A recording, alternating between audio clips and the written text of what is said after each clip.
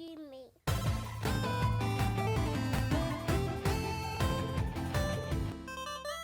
Welcome back to another episode of the We Love Gaming Podcast. This is episode 48. And today is a hot day, man. We're recording a little bit later on a different day than usual. But there's a couple of things to talk about. Not a whole lot. But before we get into it, what have you guys been up to this week?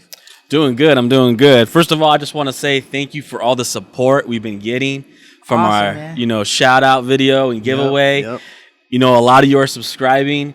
And as we look at our viewer count, we see that about 85% of you who view our videos aren't subscribing. So please hit that subscribe button. It helps us out a ton. We're a small growing channel. We're trying to produce as much content as we can for you guys every week. So just toss us that little click.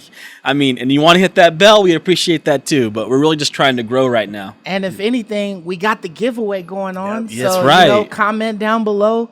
And then make sure you guys subscribe so that you guys can get in the giveverway. So, Absolutely. this is going on for like another 2-3 weeks. Yeah, and got a couple weeks left of this. We're going to go live and do the pickings and whatnot. So, just be looking out for that. We're going to have the WLG Instagram or the Twitter, one of those. We're going to talk about it and see which one we're going to go live on so that we can do the name pickings. If you guys are paying attention and you guys want to follow us on the on Instagram, the We Love Gaming Podcast Instagram, or the Twitter, like, we're going to do it on one of those. So you guys will be able to see firsthand when your name gets picked or whatever. Yeah, and on the Twitter side of things, like, we post a lot of our topics on Twitter. Right. So you can get, like, a sneak peek of what we might be talking about this week if you go check out some Twitter, of the stuff right? that caught our eye. Right. Maybe if you got something and you wanted to throw something in the pot that as a suggestion or whatnot, we'll be able to see that on the Twitter, on the WLG. We're running that, so we're always looking at it. So. And if you want to tweet us news, we could retweet what you guys are sending us. So For sure. And speaking of our video and our subscribers this week, we just want to give a couple shout outs to our new subscribers. We got over 30 some subscribers this week. So this is a good week for us. So let me go down the list. Shout out to Simon Tinsley, Red Snow 717, Lucas, Snow. Daniel, appreciate you, Mojo Studio, Mojo, Jackie Tacky, shout out to you, awesome name, Cartoon TV, to shout out some of our commenters, Arachnid, as usual, thank you, good sir. What up, Arachnid? Appreciate you. Mario, my buddy from Cal State, yo, what up? Thanks for commenting. Lonely Angel, thanks for the sub. And Anthony G, glad to see you commenting again. Appreciate you. About damn time, bro. What you doing? Brams, thanks for the sub. Michael Perry, thanks for the comment to you, man. Perry. Same with Blue Dream. Thank you very much. And our last subscriber for the week is let's see here. Yeah, I think that's pretty much it. Corporate Gamer. Appreciate you. Yeah, corporate Awesome, Gamer. man. Awesome. Yeah, another comment. Yeah. Awesome. That's cool. Yep. Yeah, man. So who's going first? What games we been playing this week, man? So this week, man, I was hoping to get Pokemon Snap. Dude, I was gonna send that in the chat. It's decent on Metacritic. Dude, it got a good. I think it got what, 81? 80. It's averaging 80 right now. Dude, that's good. Solid, dude. I was gonna play that's it no matter solid what. for a Metacritic score. I was gonna play it no matter what it got. So that is. You were. No matter what it got. No matter what it got. I love It's like Pokemon a Snap. reskin or something of the That's old one. funny. I love the original. Yeah. And I told the story before. I let my buddy Travis in the 2nd or 3rd grade borrow it. I told him, do not save over my save pot, because I pretty much had That perfect, old school one? Yeah, I had perfect pictures of everybody. I was like, do not save on the number 1. Start at number 2 slot. Is it okay? So when he gave the game back to me, of course he saved over my 1, my 2, my 3, my 4, the whole thing.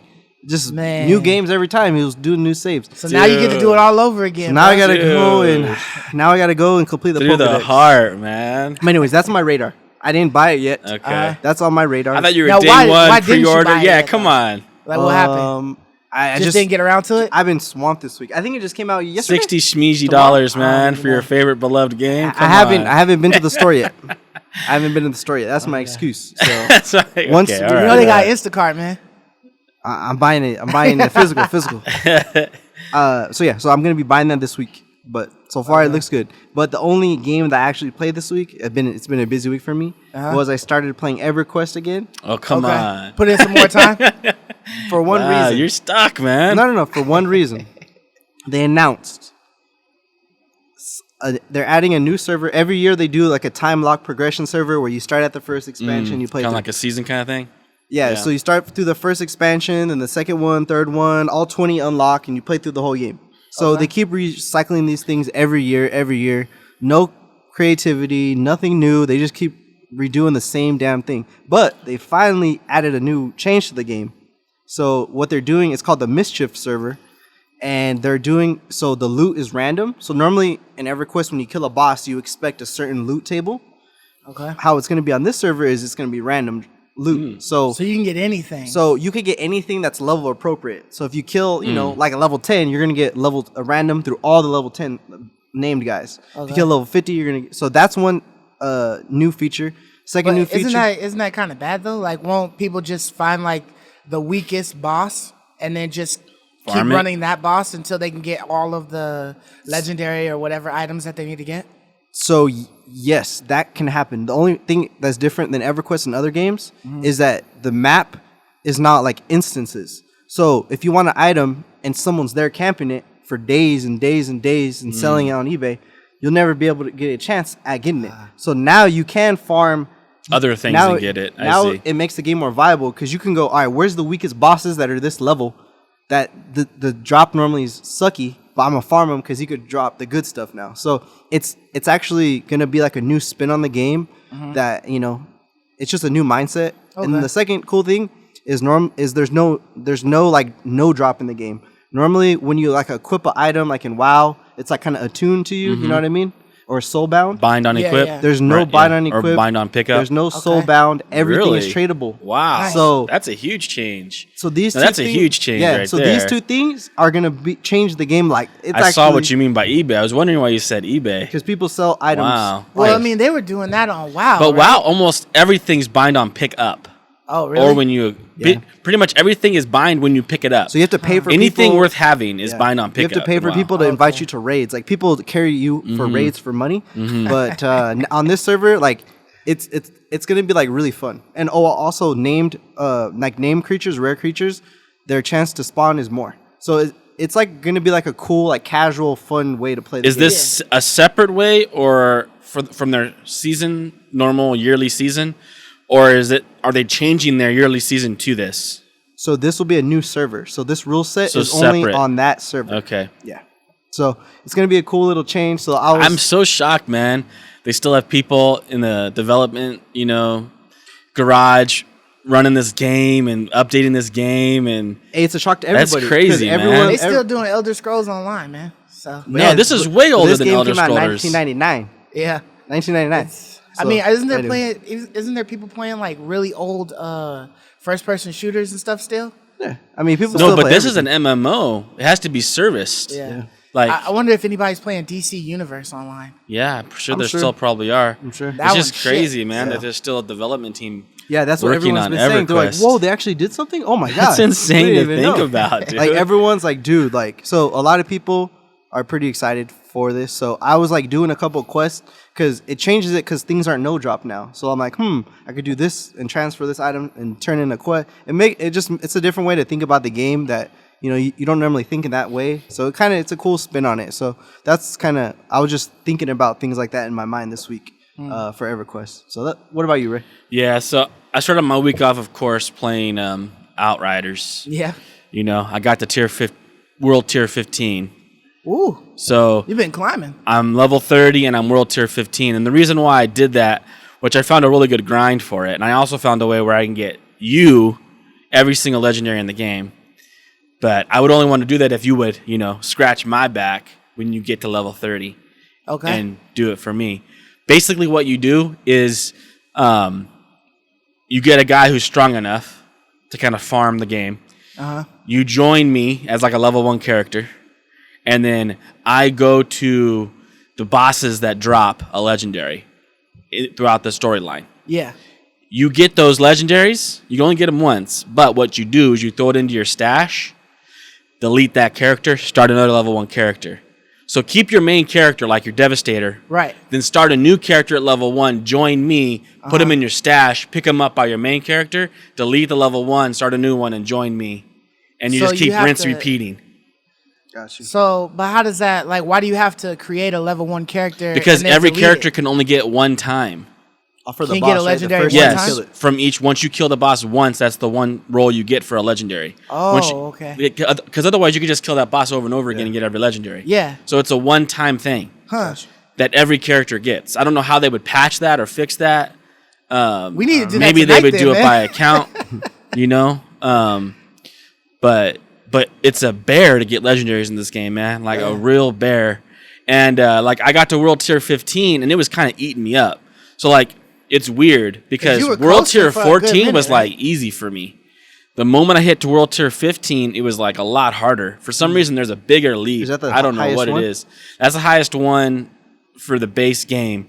For end game, you can get to Gold Tier 15 Expedition, which drops level 50 gear. So right now, the highest level gear I get is 42. Oh, but you're level 30. I'm level 30, but the world tiers boost your level up by Okay. 1 every tier. Right. Up to 42. I think the first 3 don't give you any level boost or something like that. So up to level 42. So whenever I play the game, I get level 42 drops. Another cool thing is they just patched where it costs less resources now to level up your gear. Remember I was telling you what of a pain in the ass Yeah, it is? dude. And how I told you how... I stopped leveling my stuff up because Right, I remember have I was- like one legendary gun, and I was just like, dude, That's what I was telling you. I was can't like, even I stick bring with this the blues. because I'm just jumping too many levels, so it's just Exactly. gonna hurt me because I have to do a lot of it to get it up. I was like, I just stick with blues because I can't afford to level purples. Yeah. I can level blues, but not purples. Well, they decrease the cost, which is like huge. Nice. Because I was farming my butt off to level all my gear to level 42. Yeah. Or because every time I went up a world tier, I have to therefore boost my gear to keep up the damage for Right. that world tier, right? Yeah, and you were telling me that it only worked out for you like that because you had such an epic ability on your gun. Like I have like I had like a decent one, but it wasn't like the mine one Yeah, or whatever, and it just wasn't enough. Yeah, to get me it was the tier going. 3 mods that changed the game for me, for sure. The tier Yeah. 3 mods. There's also another trick, but it is such a grind, man. Like they have the monster hunts and the wanted hunts. Right. If you do all the wanted hunts in the game, there's 10 of them. Uh-huh. So it takes a while, dude, to do 10 of those things. Yeah. You get a legendary gun. Oh, so for completing all 10, you get a legendary. And gun. every time you read, so then you go to the guy, you turn all 10 in, get your legendary, and then have him reset them. And you go back out and do those exact things that go again. Oh, okay. Like, It's like cool. a fully leveled it's a up guaranteed way. Well, it's whatever tier. Whatever you yeah, are. Yeah, whatever world tier you're on, you get. So you could do all of the wanted in like World Tier 1 and then turn them in at World Tier 15 and No. get something You accordingly? would get them at world tier 1. You would get them at whatever world tier you completed the quest at. Got you. Well, I thought like you said like once you've done all 10, you go to one guy and tell him, hey, I did the last Yes, but job. whatever you did those quests at, you're going to get gear for that level. Oh, okay. It knows what you did what you did the quest at. So the guy that you're talking about then is like you do the wanted and then you bring it back to the guy. That's the items that you're talking about. He gives you the loot. Okay. You don't get like really any loot from the actual wanted. So- you get it from the guy. So when you turn in your 10th wanted, that's when you get a legendary. Right. So you could do all of the other wanteds in tier 1. I don't care know. about those, I don't know, and then do Mark. that I last don't one. know, dude. Okay. I don't know. All right. I don't know if you can do them I'm all trying to in. think I of, just like, don't a way know. that we I could want to skip say that yes. long I have no process. idea if you can Jimmy rig it like that. I have no idea. I do know that if you do the monster hunts, it's kind of a cool trick because the guy that you turn the monster hunts to is actually a vendor. Yeah. And so before you exit out of his dialogue, you can go down to another option and say, what do you have in stock? Open that up, go to sell, look in your bag, and it'll show you what legendary it gave you. And if you don't like the one it gave you, Yeah. you can just exit out of the game because it hasn't saved yet. Really? Relaunch it, turn it back in again, and keep going until you get the legendary you want. So if you're trying to build like a set piece of armor, That's if you just get do a that. legendary though. You're gonna get legendary. If you do Okay. all 10, you're going to get Okay. So on that last one, you're saying you Right. could go in there, see what you got, and if you're like, oh, I got this shit already. boom, Right. Close that shit, pop it back The open, monster and then hunt turn is it back in. only the monster hunt you can do that with because the guy who does the wanted actual vendor. is not a vendor. He's just an Okay. NPC. However, if you go with a buddy, if you have a buddy in your team, you can actually do this as well. You go talk to the guy that does the wanted posters, Yeah. and as you're collecting gear, you as my teammate can see what gear I'm seeing. It comes up on your screen. Oh, okay. Sir Knight has collected this. Yeah. When you see the legendary pop, you can tell me what it was. Okay. Oh, that's the one I wanted. Then I keep it. If it's not, we reload and we do it again. Isn't that funny? That is all funny. these little That's stupid like glitches. That's why I said this game has all these weird little glitches. Because it hasn't saved it officially, but it does let your partner know exactly what you got. That seems kind of jank to me. The game is so weird like that. It's broken like that. So all I gotta say, are you trying to do this tonight though? Are you trying to do the one character? I mean, I'll hop on tonight, but I ain't trying to just. Spend time, like 4 hours on it. But I still have. I would like to see if it works. I would for sure like to see if it works for sure. But I've been wanting to play, but it's just such a bear, man, to get legendaries, and the game is so hard without legendaries. And it's like I can't even do like expeditions. My guys was so stinking weak. I wish they had trading. But I did I did what you asked me to do, and I loaded up Resident Evil 7. On my PlayStation. Huh? So you played that one already? I haven't. Okay, you've played it, right? Yeah. You were telling me to play it because we were having that debate on why finally a Resident Evil. Why can't I play? Why can't I play Dark Souls but not this? Right? I don't get because I'm more scared of Dark Souls than I am. Dude, I've been meditating on that question you asked me last week all week long. Like trying to figure out you probably just what got the turned off from the first like two or three of the series. Like I would just sit down and like just sit and think about it. Like, and I was thinking about it for this podcast. Like, how would I justify Mark's reasoning on why I would play?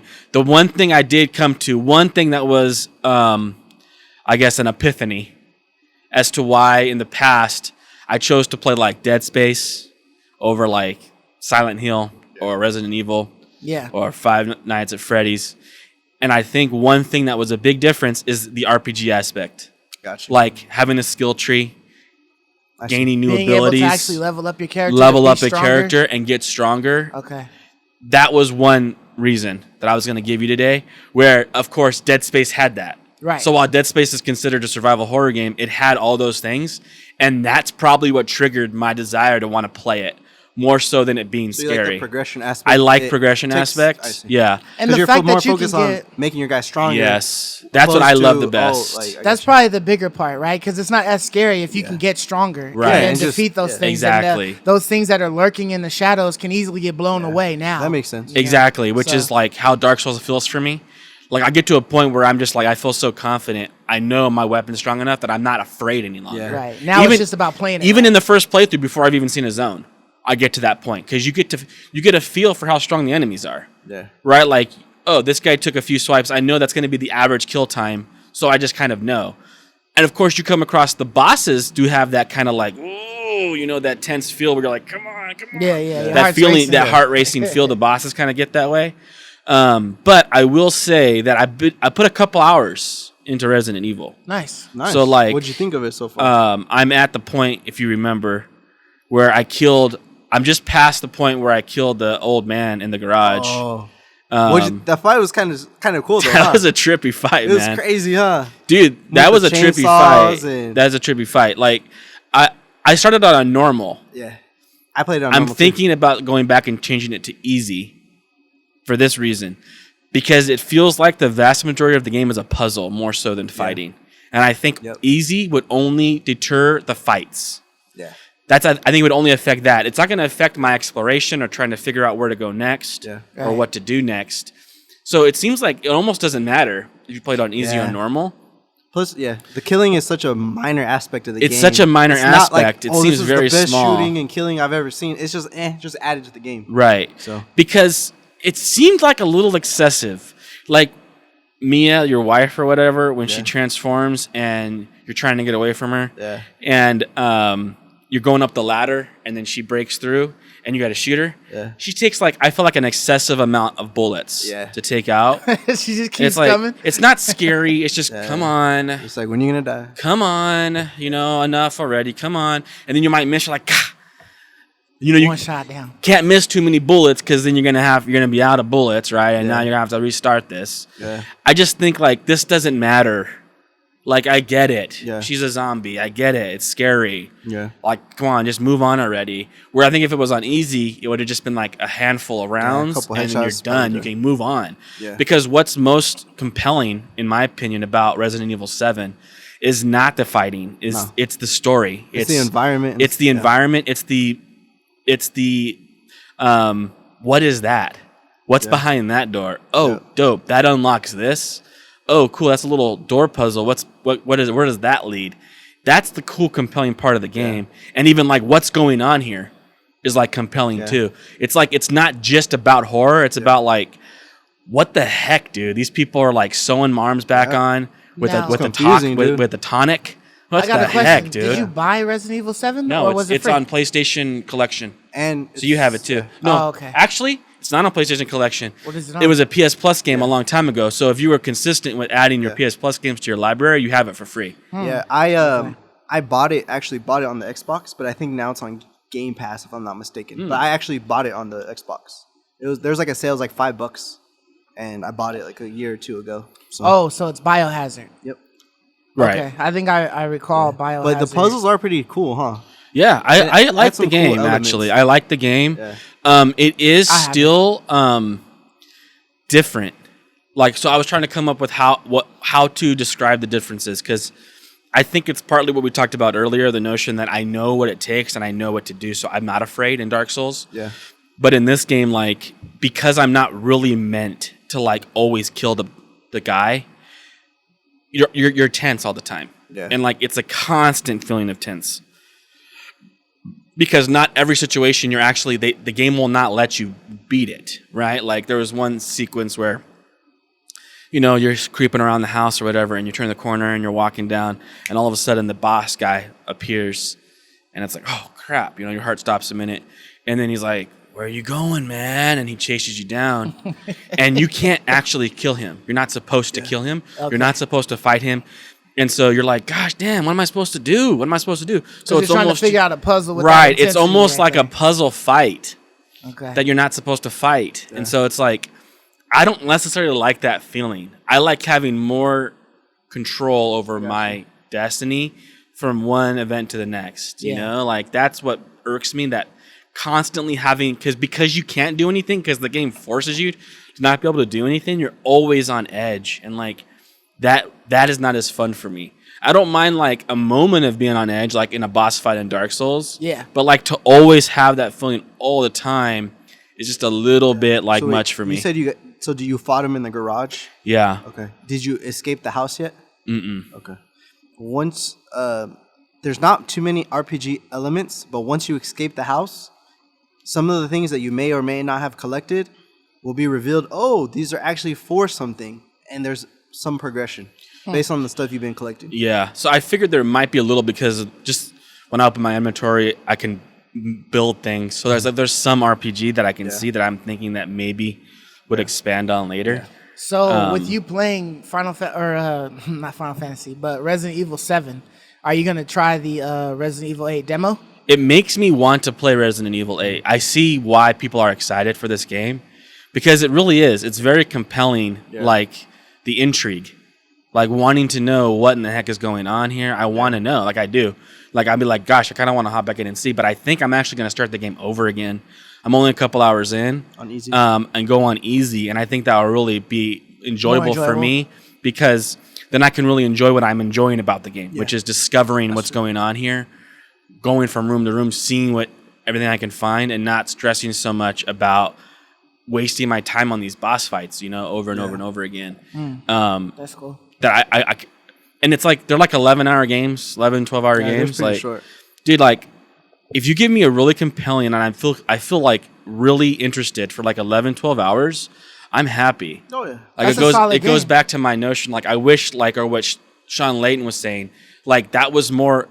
Those seem to be rare these days. Like a good compelling 12-hour game versus like 50-hour Outriders, right? Where like everything has to be 50, 60 hours, So like I really like that. And so it's cool. It's cool that there's a game that I missed, because I feel like we rarely miss a game, dude. It's like, damn, I played that.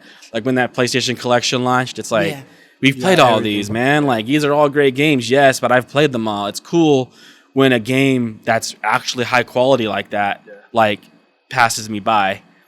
So I definitely see, and it's like not even Resident Evil anymore. It's more just like a story. Like, I was just gonna say it doesn't have anything to like do with story. Any previous games. Yeah, like the UI and I think some mechanics are the same, but it's literally like its own story. It's It's like a horror story. I think Village is like its own story. Yeah, I it think is. the only thing that's common is like one of the the old characters, has come back. Yeah. I think that's probably like one of the most familiar things. Other than that, it's a new storyline or whatever. Yeah. So I still wanted to play the demo. I think the demo was timed, and then there's supposed to be like another demo right before it releases. So I'm not sure. I did download. I would probably the just first go in demo, so I have blind. to see. I would just go in blind. Village, just play it blind. But yeah, I was pleasantly surprised. Nice, it's not Last of Us. No, but it's high quality. Yeah. It's definitely high quality. It's a good game. Did you play anything else? Better than good. It's very good. And I did briefly start Hyrule Warrior: Age of Calamity, Okay. which I'll have to report on that later once I played it more. Yeah. So far it's been a little bit lackluster. Oh, and actually, I do have one more thing to say, but I'm going to save it for later on a different game when we talk about state of play. But the Hyrule Warrior, I've been wanting to play that because I wanted to know the backstory for the whole, Breath of the Wild. Yeah. And it's cool. It is really cool, but it almost seemed a little bit too jokey. Like, I don't know. It was just like, it's very, like you're just. Easy? Yeah. Gotcha. It's fun. Like, so it's like, it's fun / all your abilities are a lot of fun to use. Yeah. But it's such a joke that it's almost like pointless. So I don't know how I feel about that game yet. Now, what made you purchase that game? Like I said, I always wanted to purchase. I've been wanting to purchase that game for a while. Okay. But I was like also trying to think of games that are a little more low key that I could play like falling asleep, before bed. So I didn't always have to like turn my PlayStation 5 on or my Xbox on to play a game before bed. Right. So I wanted something on my Switch, and so I picked that one up because I've always wanted to play it. And I was like, oh crap, yeah, I've always wanted to play that. So I souped that one up. Okay. And I actually, shockingly enough, bought a disc that I haven't played yet, but I bought a disc for my Xbox Series X. You bought a Really? game. A disc. What did you buy? I actually bought a game. What game was it? And I really didn't have any choice. For one, it was only for some reason available on Xbox, not PlayStation 5. Okay. And that was Mortal Shell. It was on sale for like $19 on Amazon. Oh, that's a good price. And I was like, dang, that's a good price. And it was the disc. Yeah. But it was only, for some reason, it was $40 on PS5, but for some reason it was $20 on Xbox One. Huh. And it What works about for the both PS4 systems. copy? The PS4 copy was like, I don't remember, like it wasn't available or something on like for some reason I could only get it on the Xbox One disc, $20. and it was $20, and I was like, well, that's what I've been waiting for. That's the price. That's the price point that I wanted to get in at, and I always wanted the physical copy. I never wanted to buy, because you can get it for $20 digital on PlayStation 4 store right now. Oh, okay. On the PSN right now, you can for a limited time. Okay. But I wanted the disc, like I always like getting the disc, and I was like, that's really cool. So I have that. It's on my shelf, unopened, but I got a disc for the Xbox. Nice. I wonder if it's because it's going to come to the Game Pass soon or something like that. Maybe. So they're just, giving you a sale. Like, I have if you no want the idea, physical man. copy, get it now. Yeah, because he was saying the PS4 was unavailable, right? It was either the PS4 or the PS5. One of those, it was unavailable, and the other one, it was like $40. Yeah, maybe it sold out. Almost like it was sold out, and Maybe only like the PS4 private version parties. was sold out, but maybe that one was on sale too. Nobody's buying Mortal Shell for Xbox then, maybe? I don't know, man, but it was on sale. But that's a good grab. And bro. it goes back to like my point. It is a good grab. Like, you never know. You just never know. Like, you would think, why would I get the digital PS5? Well, dude, like, you just never know. Yeah. You might need a disc someday. There might be an instance where that there comes might up, be an instance where it comes up, and now here I had the freedom to get that. Yeah. Had I not had like the disc version, I wouldn't have had that choice. Yeah. Right. Even though the truth of the matter is, I really, honestly, never intended ever to buy a disc on my Xbox again. Yeah. But I did. I told you I wasn't going to buy one, but I ended up getting gifted a disc. an actual Right. physical copy of Valhalla. Oh, and then Valhalla. I got a digital copy of Cold War. That's right, But yeah. other than that, I haven't purchased anything yet. So, Yeah, but that's actually a pretty good price. But this is just a side note. But is it just me, or are you guys getting lazier putting in discs in your console? Because on the PlayStation Yes. 5, for some It's reason, getting I'm like, a lot easier to play the I- digital copies and stuff, man. I kind of wish I just had. I wish I had them physically and digitally. What is that, man? What it's is that? because it's so quickly at So your quick fingertips, and right? everything. Like if you have your PlayStation sitting somewhere else, like out of the way, like it's just so much easier to go through your library. Like I think It's so convenient. I'm trying to think of the game that I have currently in my PS5. I'm trying to think of what it is. But I know that game has been in there since I got my PS5. So I think I don't even remember what it is, don't know. but I have not taken it out. When did my psyche digital. get to be so lazy that I can't spend 1 minute? Because it probably takes literally to eject 1 minute to eject and stick a new one in. When did that happen? Like, how did that occur to the point that I've actually even contemplated buying like a game digitally that I would never buy normally digitally? Like, what is going on, dude? That is so weird. Yeah. That's weird how we say like 1 minute is so convenient. Yeah. Because it's pretty darn convenient to have a disc on my shelf that I put in. That's pretty darn convenient too. Yeah. It's crazy, right? That saving that 1 minute is like selling copies, man, for Sony. Yeah.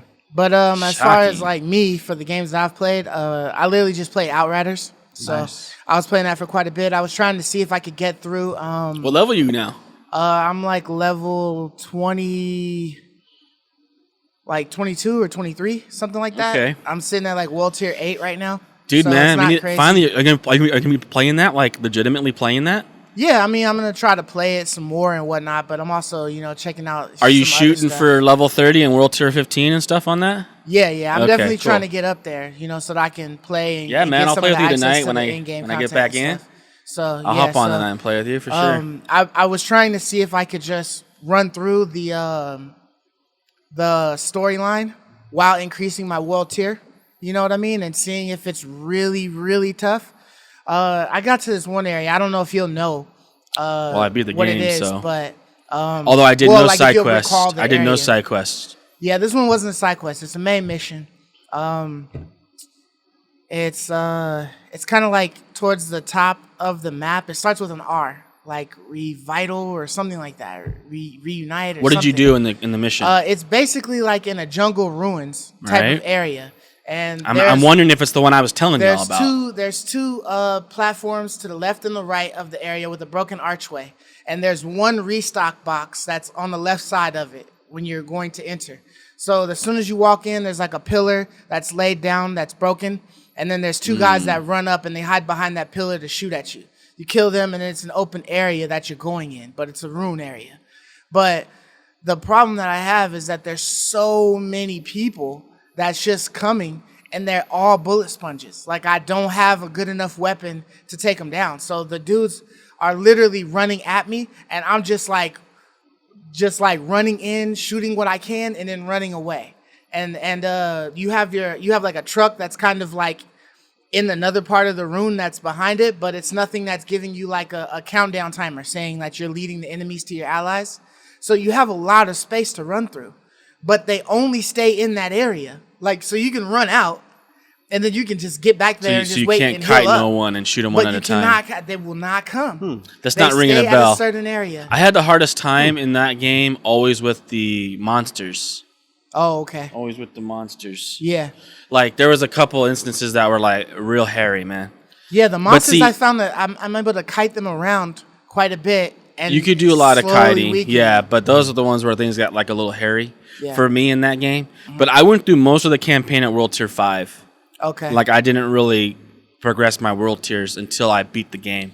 I was hoping to get better gear and possibly get like another legendary or something so that I could have like another gun option, because the gun that I have, which I thought I'd be able to change it, and like make it so that it's like fully auto or single shot or something like that, but I guess the legendaries, you don't get that option. The gun is what it is. Right. So it's only like a 30 round gun.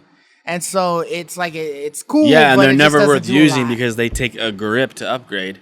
So it's like you get to use a legendary for like one level. That's fun. This one's more terrible because of how long it takes to reload it. Like, the reload time on it is atrocious. No, I'm just saying you can never use it until the end of the game. Yeah. I would like to see what legendaries you have. How many have you gotten? Like one or two? I only have one. Do you remember what it is? What it's called? I cannot remember the name of it. Okay. I'd have to hop on to Do you know what the mod is that it does? xCloud. It's like Killing Shot or something like that. It's like level 3 Killing Shot. But it's a what? It's called, I think the mod is called Killing Shot.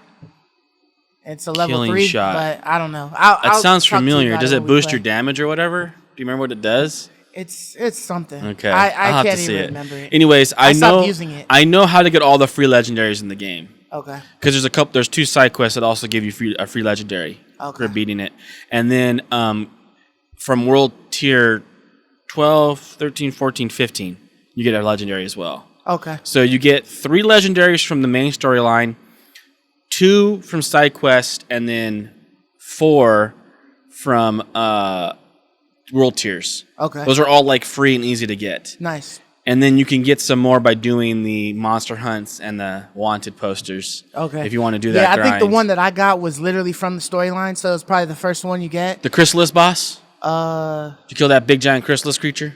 Big giant monster. I don't know if that was it. I think it was from the That gives the you a fire legendary. guy. I think it was from the fire guy. Well, the chrysalis gives you a legendary, guaranteed. Is that after the fire guy? I don't know when it is. I don't know. Yeah, because I believe I I, don't got remember. it from the fire altered. You know, the second altered. All right, that well have then to you fight. got 2 then, because the chrysalis does give you a legendary. Okay. Guaranteed. I'll have to check and see. I don't know how I can tell which bosses that I've beat or whatever, but I'll try to find that. You know, maybe you can walk me through it when we get on tonight or whatever. But yeah, so I just played Outriders. That was pretty much like all I played. I did have intentions of playing Resident Evil 8 demo, but like I said, I think that the time You gotta play limit has 7 ended first, on that. man. Well, like we said, there's stories of their own. So it's Yeah, not but like I'm just they're saying tied you should in. experience, because they just changed the whole genre with 7, right? No, they changed it with 4.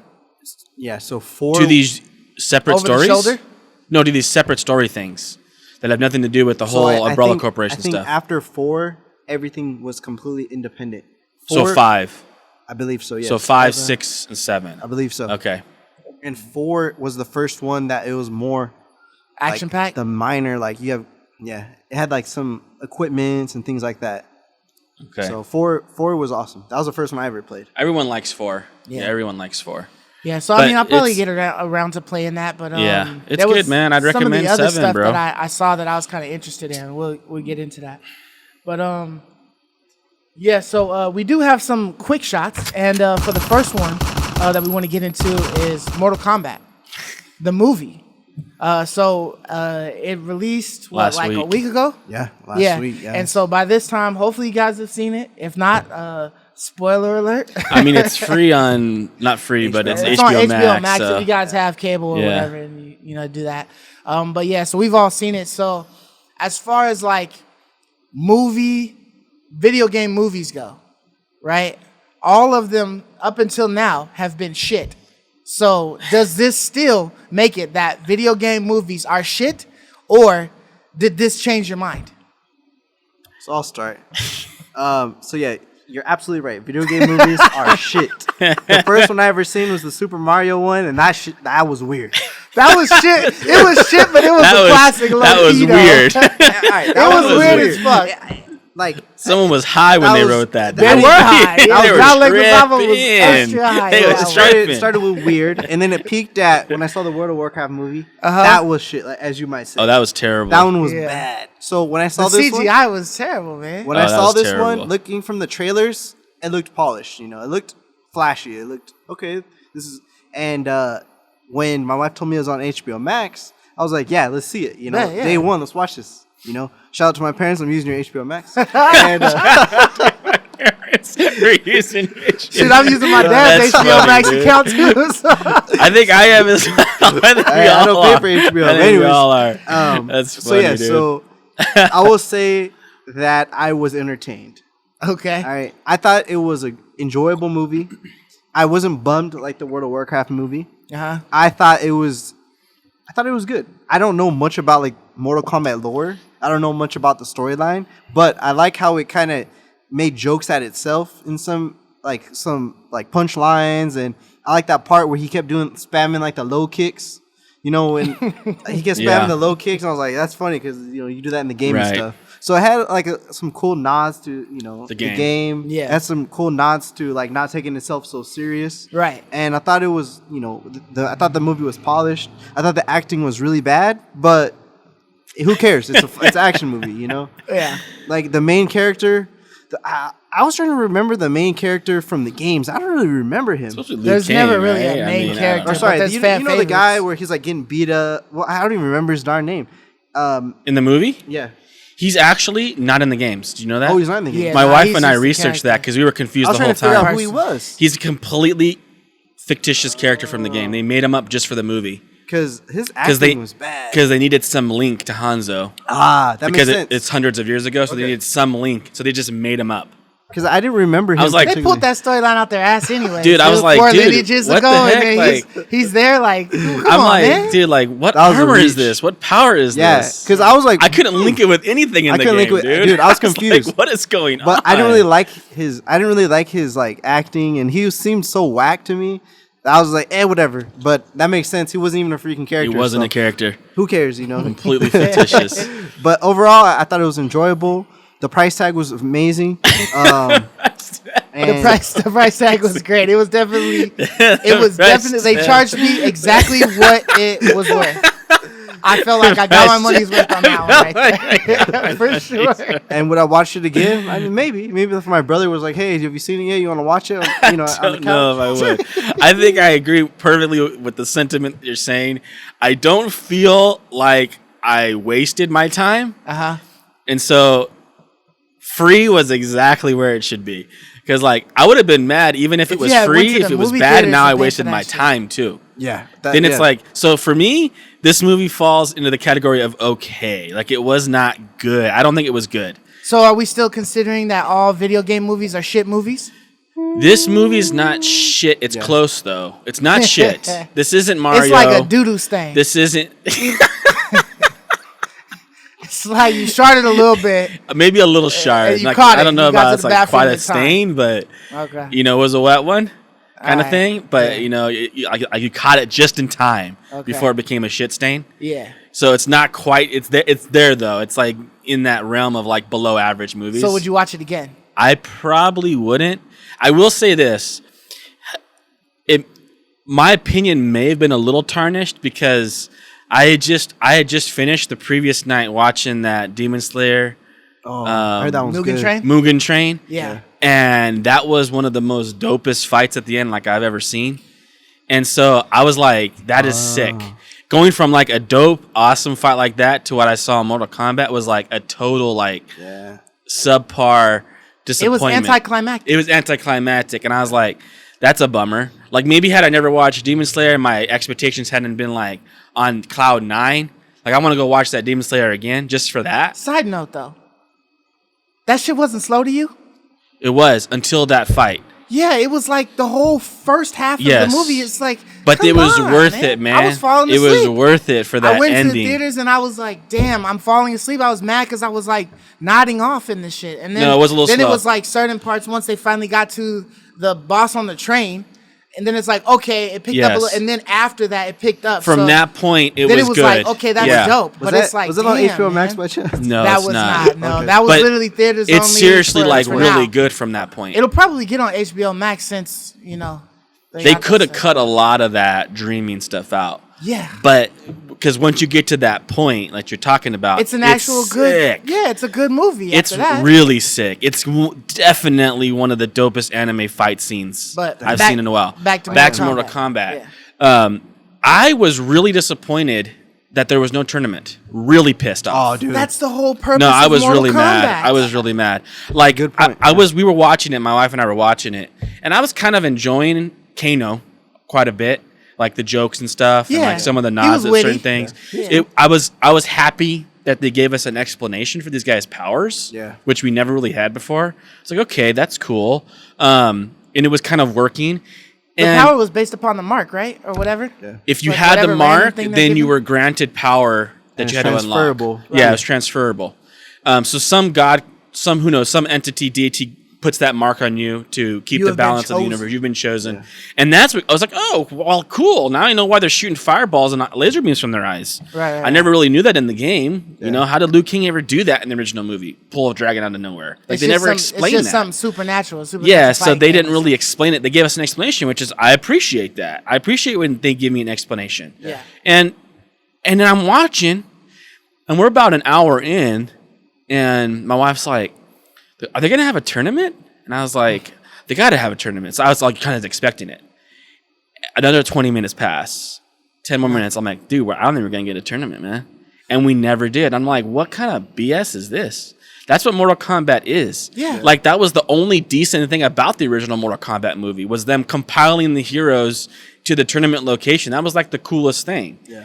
And then we don't even get that. And then, like, I'm not even sure if they make it to, if we're going to get a tournament in that one either. Yeah. Yeah. It just seems like us versus aliens. Yeah, so it's like, when I was watching it, okay, the way it started off, I was kind of like, okay, this might be good. Mm-hmm. Because it seemed like it had a storyline and a premise. Mm-hmm. Like it had a plot. You know what I mean? You got this man, he dies, but his son's still alive, or his daughter's still alive, or whatever. Like, how's this playing? Mm-hmm. You know what I mean? I honestly thought that it was a boy wrapped up. I thought that baby was a boy stashed away.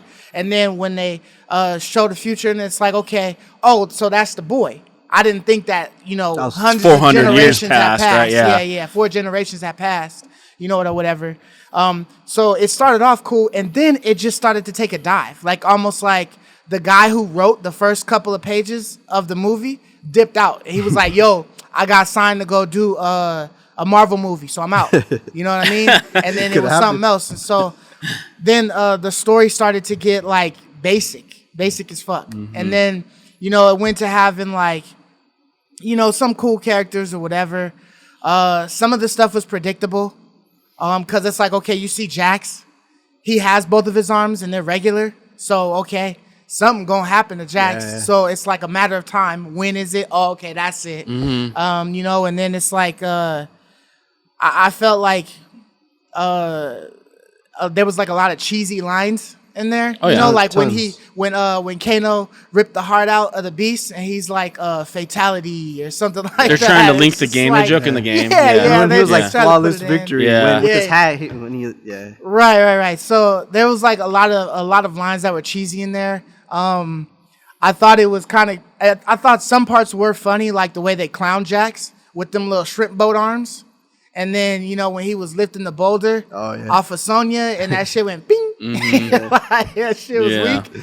But I legit thought that the way that each of these people manifested their what was it? Arcana or something. Arcana, was lame as hell. Yeah. Like, you just get angry and it happens. Yeah, what's the laser? You get in some death-defying, predicament, and then boom, something kicks in. Right. You know what I mean? The only part that I thought that was like really satisfying is that Sonya got her mark from Kano when he had originally said, "Well, if you want the mark, why don't you take it from me? Why don't you kill me?" Nice. You know what I mean? Yeah. So I thought that was predictable, though. That was very predictable. You knew it was going to happen. Right. But it was just like, okay, when's it going to happen? Because this bitch has been on the whole road. Well, dude, she has not gotten the that mark. was one of the giveaways for why we're not getting a tournament this time around. Yeah. It's like we're waiting forever. We know she's a member of the tournament, and it never happened. But and you got like 15 guys on the good side, and they only showed 5. I know. 5 or 6. Like, how do you go the whole and movie one of the if 5 you or don't 6 give us Johnny Cage? And one of the 5 or 6 wasn't even a real character. No. That guy, the main guy, Johnny or whatever, was a complete fictitious guy. And I thought his ability was kind of ass. The little body armor, the Aztec body armor. He could take a hit. With the extra, sword thingies. But I didn't like that they made Goro look like such a chump. Because I remember back in the day when you got to Goro, that was like the character before the end. Like, that dude was hard. I agree. Dude, I agree, Mark. Like, with the hatchet, he was like already getting penetrated. And then I was like, damn, they made him look like a chump. Do you remember the part? Because he took Goro out like easy. Like nothing. Once he got his power, it was this is over. That was the one Jax did in, right? No. Wait, which one was the one Jax the guy with did the armor? The fictitious guy. He got the armor wrapped around his body. The fictitious guy with his family and his daughter and his wife. Yeah. He took out Goro. He got him in the face. He slid. He gutted him. Yeah. He has a little arm. He made him look like a chump. That was like he gutted him and then got him in the eye, right? Yeah. Dude, remember the part in the movie when they were talking, and I think it was with that fictitious guy who's taking Sub-Zero. None of us can take him one-on-one. I'm like, what are you talking about? You just took out Goro, dude. Yeah, dude. You should easily be able to take out Sub-Zero. Goro was the final boss of the game, dude. But the fact that the whole storyline was about like this tournament that gets held, these bad guys have won 9 out of the 10 times, or 9 times already. They got one more to win, and then like they spend the whole time cheating, like basically trying to pre-eliminate people before the tournament actually happens. It's lame. How the hell lame does that make storyline. sense? Lame storyline. Look, if you have won 9 times already straight, why not just do the tournament again and then win for the 10th time? I was under the impression they've been cheating the last 9 times. Yeah, that's what I thought too. Yeah. I thought they were guess. cheesing So the all only reason 9. why they've won 9 in a row is because they've been cheating this whole And time. then another Yeah. thing that just like perplexed me, it mind effed me to the most. My wife also was the fact that was it Raiden? Raiden? Raiden? Yeah. He just all of a sudden starts pulling people from anywhere, anybody from of a anywhere to come and fight. So he pulls a bad guy and then his guy go fight over there. I'm gonna pull you and I'm gonna pull. Why didn't you do the shit before? Dude, I thought. Why didn't you gather all of your champions now? Well, 'cause just he was- pull them. Yeah, 'cause when they got in the invaded, beginning he- to Yeah, collect them? instead of having people to go and find the champions, right? Oh. And then the dude who how long or something like that, or high what was the guy's name who did the fireballs? Yeah, I can't that was remember. the OG I can't guy. remember his. Yeah, he's an He had actual the fire character. dragon. Yeah. God, I just Fire said his dragon. name a few minutes ago. But he comes I've heard that in when the group of the 3 guys, Jack, Sonya, and the other dude, Out of come nowhere. in and he's like, come with me. I'm gonna take you to Ryder. I bought them. I found them. Like they're here. No, dude, you didn't find shit. They found this place, and you just met them at the door and brought them in. So you were tasked to find. You did a shit job at that because you did not find anybody. And Liu Kang. This is it. Yeah. Liu Kang. Yeah, Liu Kang. So there was like so many things. Yeah, it didn't seem that like he I was just even thought searching, was- right? He'd just been training this whole Because time. you're right. When they And got invaded, he should have just teleported everyone to safety. Like, hey guys, we're safe in Yeah. the middle of nowhere. They can't find us now. Or There something, shouldn't you have know? been as The many deaths as there that were. was a poor, but the, like, the moment somebody got marked, they should have got pulled. Yeah. Like he has that power. and wasn't and- Liu and Kang he's so playing- weak, dude?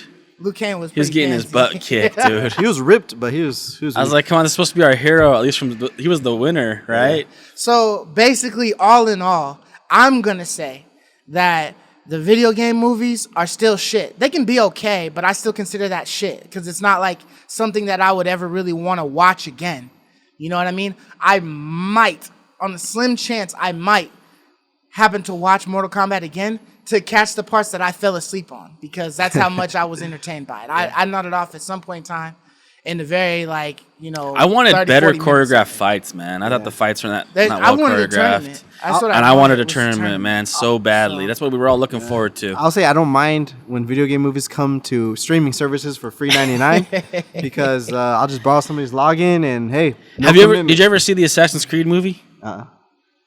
That one's did decent, not. actually. I didn't see it. It Wait, wasn't well actually, reviewed, did. but I actually liked that one. Actually, you're right. Yeah. I totally forgot about the Assassin's Creed movie. That actually wasn't that bad. I actually liked that I heard one. the Prince of Persia one's No, that one's terrible. Don't watch that one. Don't even watch that one. That's I Jake heard that one's Gyllenhaal bad. too. Yeah, that I know. He's one of my guys. I almost watch everything he does. Yeah, he's a and good that was That's bad. Night Stalker Jake Gyllenhaal. I know doing that one. master actor did I something would, crappy I would like have that. to say that that's probably the script's fault. On Oh, that yeah, one. for I sure. can't get that one to Jake. No, Jake. yeah, I it's can't- I can't poorly have him bomb on directed that one.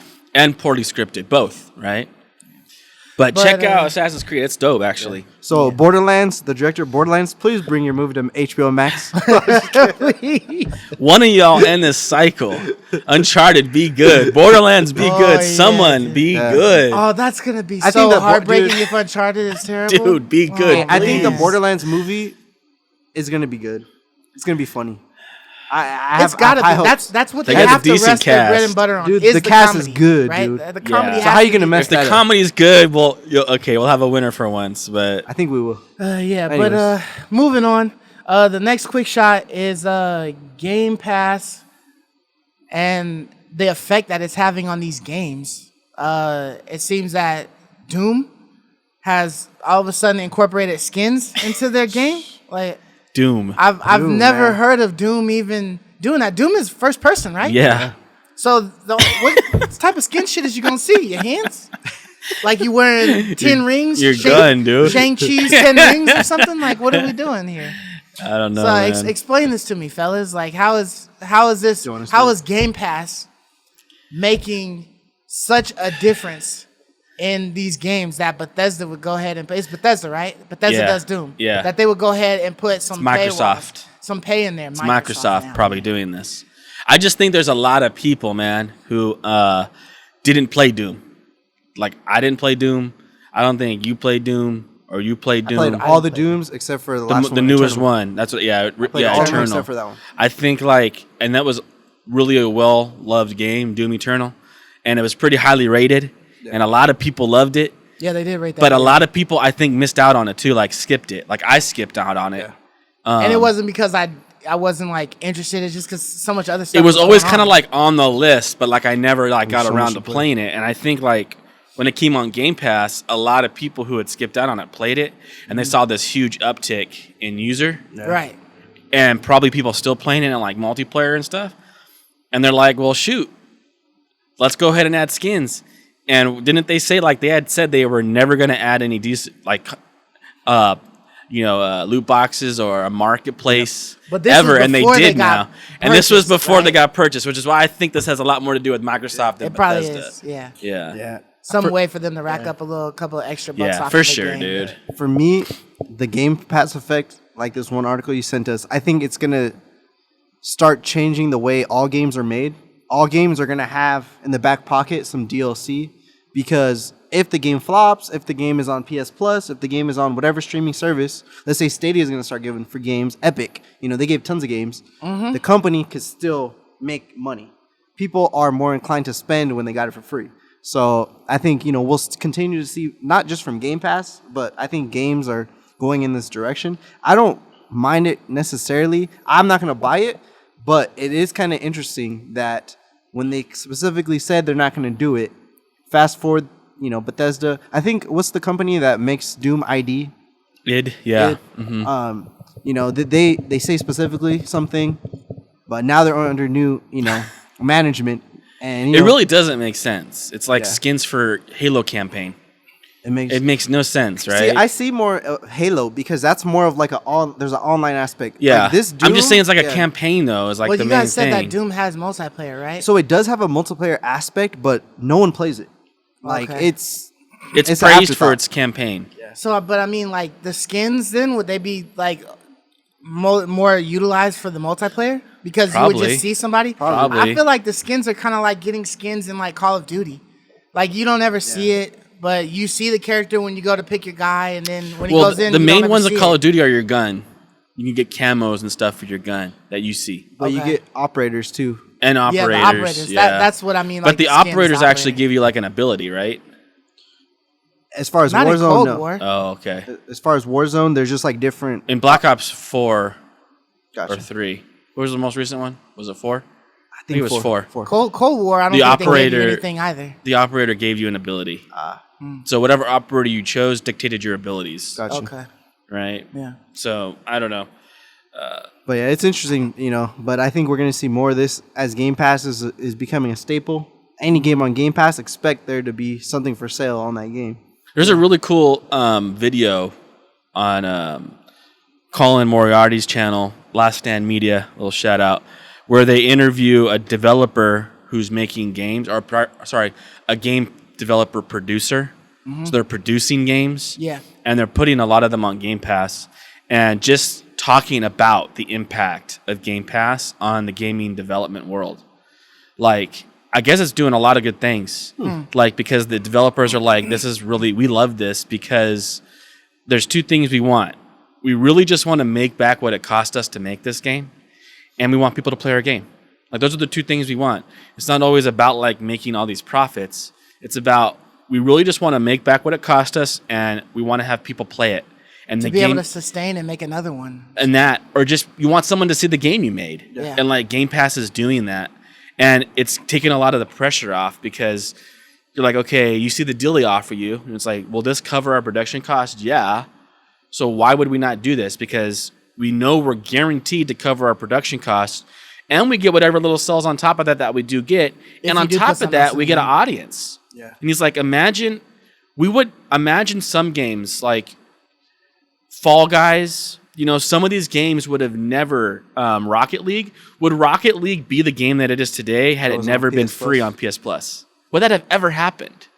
Would Fall Guys have become the smash hit it was wasn't free had off it top? never been free off top?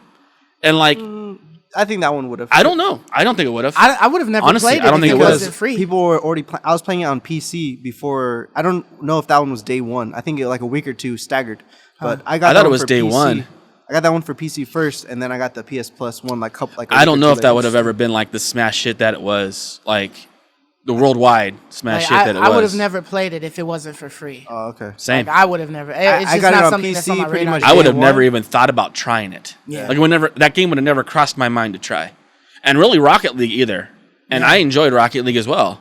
Rocket League was okay for me. I didn't really spend. I'm much just saying, time but in you it, can see how dope it is, right? Like Yeah. I can see now why It's this is a good competitive game. as I would have hell, never yeah. I see bought. why you put some I would have time never into it, bought Rocket League, but I loved Rocket League. I Yeah, platinumed it. that's how I feel about it too. put, I never like, a lot platinumed of it, but hours I into liked it. it a lot. I thought it was a very well Damn, designed how you game. platinum a competition game? Just do it all. Just played a lot, man. So it's just interesting, this Game Pass effect. I think it's good, man. Like I like it. If we can see anything like Genshin Impact in the future, where there's like a fully flushed game, and then they have like things to buy, in the background, like that stuff doesn't bother me. Like as long as you gave me too. a full flushed out game, you can heck add all of me the extra neither. little skins and shit, the little packs, that excuse me, that like Call of Duty be adding into their games and stuff. Like I'm cool with that. trying to get you to get into their battle pass and like, oh, pick this because you get this gun with this skin and seasons, stuff like battle that. pass, You know what I all mean? that. It literally does nothing extra for your character. It's just that you get a skin for the gun. Yeah. So, like that stuff, like, cool. Yeah, there's people who love to deck out their guys and do all that. Like, more power to you, bro. Yeah, we've talked As long as you got the basics there, then I'm good. We've talked about this a lot on this show, like how we feel about, we believe that's a good direction to go. We've all felt that way. Hearthstone, I've spent money on that. It didn't cost me a dime to get started, and it felt fleshed out when I got it first. Yeah. I enjoyed every minute I had when I got it for free. It made me want to get a few more cards, and I've been putting money into that periodically for the last multiple years in a row. How is that not a better model? Like, to me, I agree. Give us these games for free, and then just add in. I don't mind it. I honestly don't. If it was given to me for free, I don't mind it. Man, I Destiny too. I bought the battle pass. You know what I mean? And then I stopped playing the game. So it's like they really got free money after that. But you 'cause I never enjoyed it played for those hours you played it for free. Right. Because it was on Game Pass. Right. But it was So- it was such an easy choice for me to make to buy that. Right. Because I had gotten the whole game plus the DLCs for free off of Game Exactly. Pass. So, I yeah, loved that, man. Yeah, that's Because I played that whole DLC all the way through. that what was it called? The Beyond Light or whatever? Yeah. That was all for free. yeah. So It was dope. So another topic that popped up on the radar kind of like recently was The Last of Us 3, right? So Neil Druckmann was in an interview, and he basically stated that the plot, the script, everything for the game, for the storyline is done. It's just a matter of time when they're going to release it. Right. Is it going to be sooner or is it going to be later is what they said. So, I mean, how do you guys feel about that? Do you think, when do you think they would actually release 3? Yeah, I don't know much about The Last of Us, but the only thing that came to mind, I need to come get on, on. play it, dude. I have no excuse. I need to have get no on these. I need excuse. to get on these. The only thing that came to mind, I'm just gonna say one thing. You're going to start getting homework from the rest of the viewers. yeah, like, dude, get come your ass on. The Last of Us. All right, the only thing that came to my mind is how long until it's gonna be leaked, because The Last of Us 2 was That's right, leaked, that and happened. people was going berserk. You know what I mean? And But it if was Neil's cool. got that shit on paper, it might not ever get leaked. I know, but that was kind of entertaining for me to Locked. just. They might have like- learned from that. Hey, that was entertaining for me just to read like people going nuts. So I was like, I wonder if people are gonna go nuts when this is leaked. So we'll see. We'll see if they got a better job at locking their stuff. Dude, down. I really, really want you to play The Last of Us, man. I will. And I actually almost want you to play The Last of Us 1 just so you can play The Last of Us 2.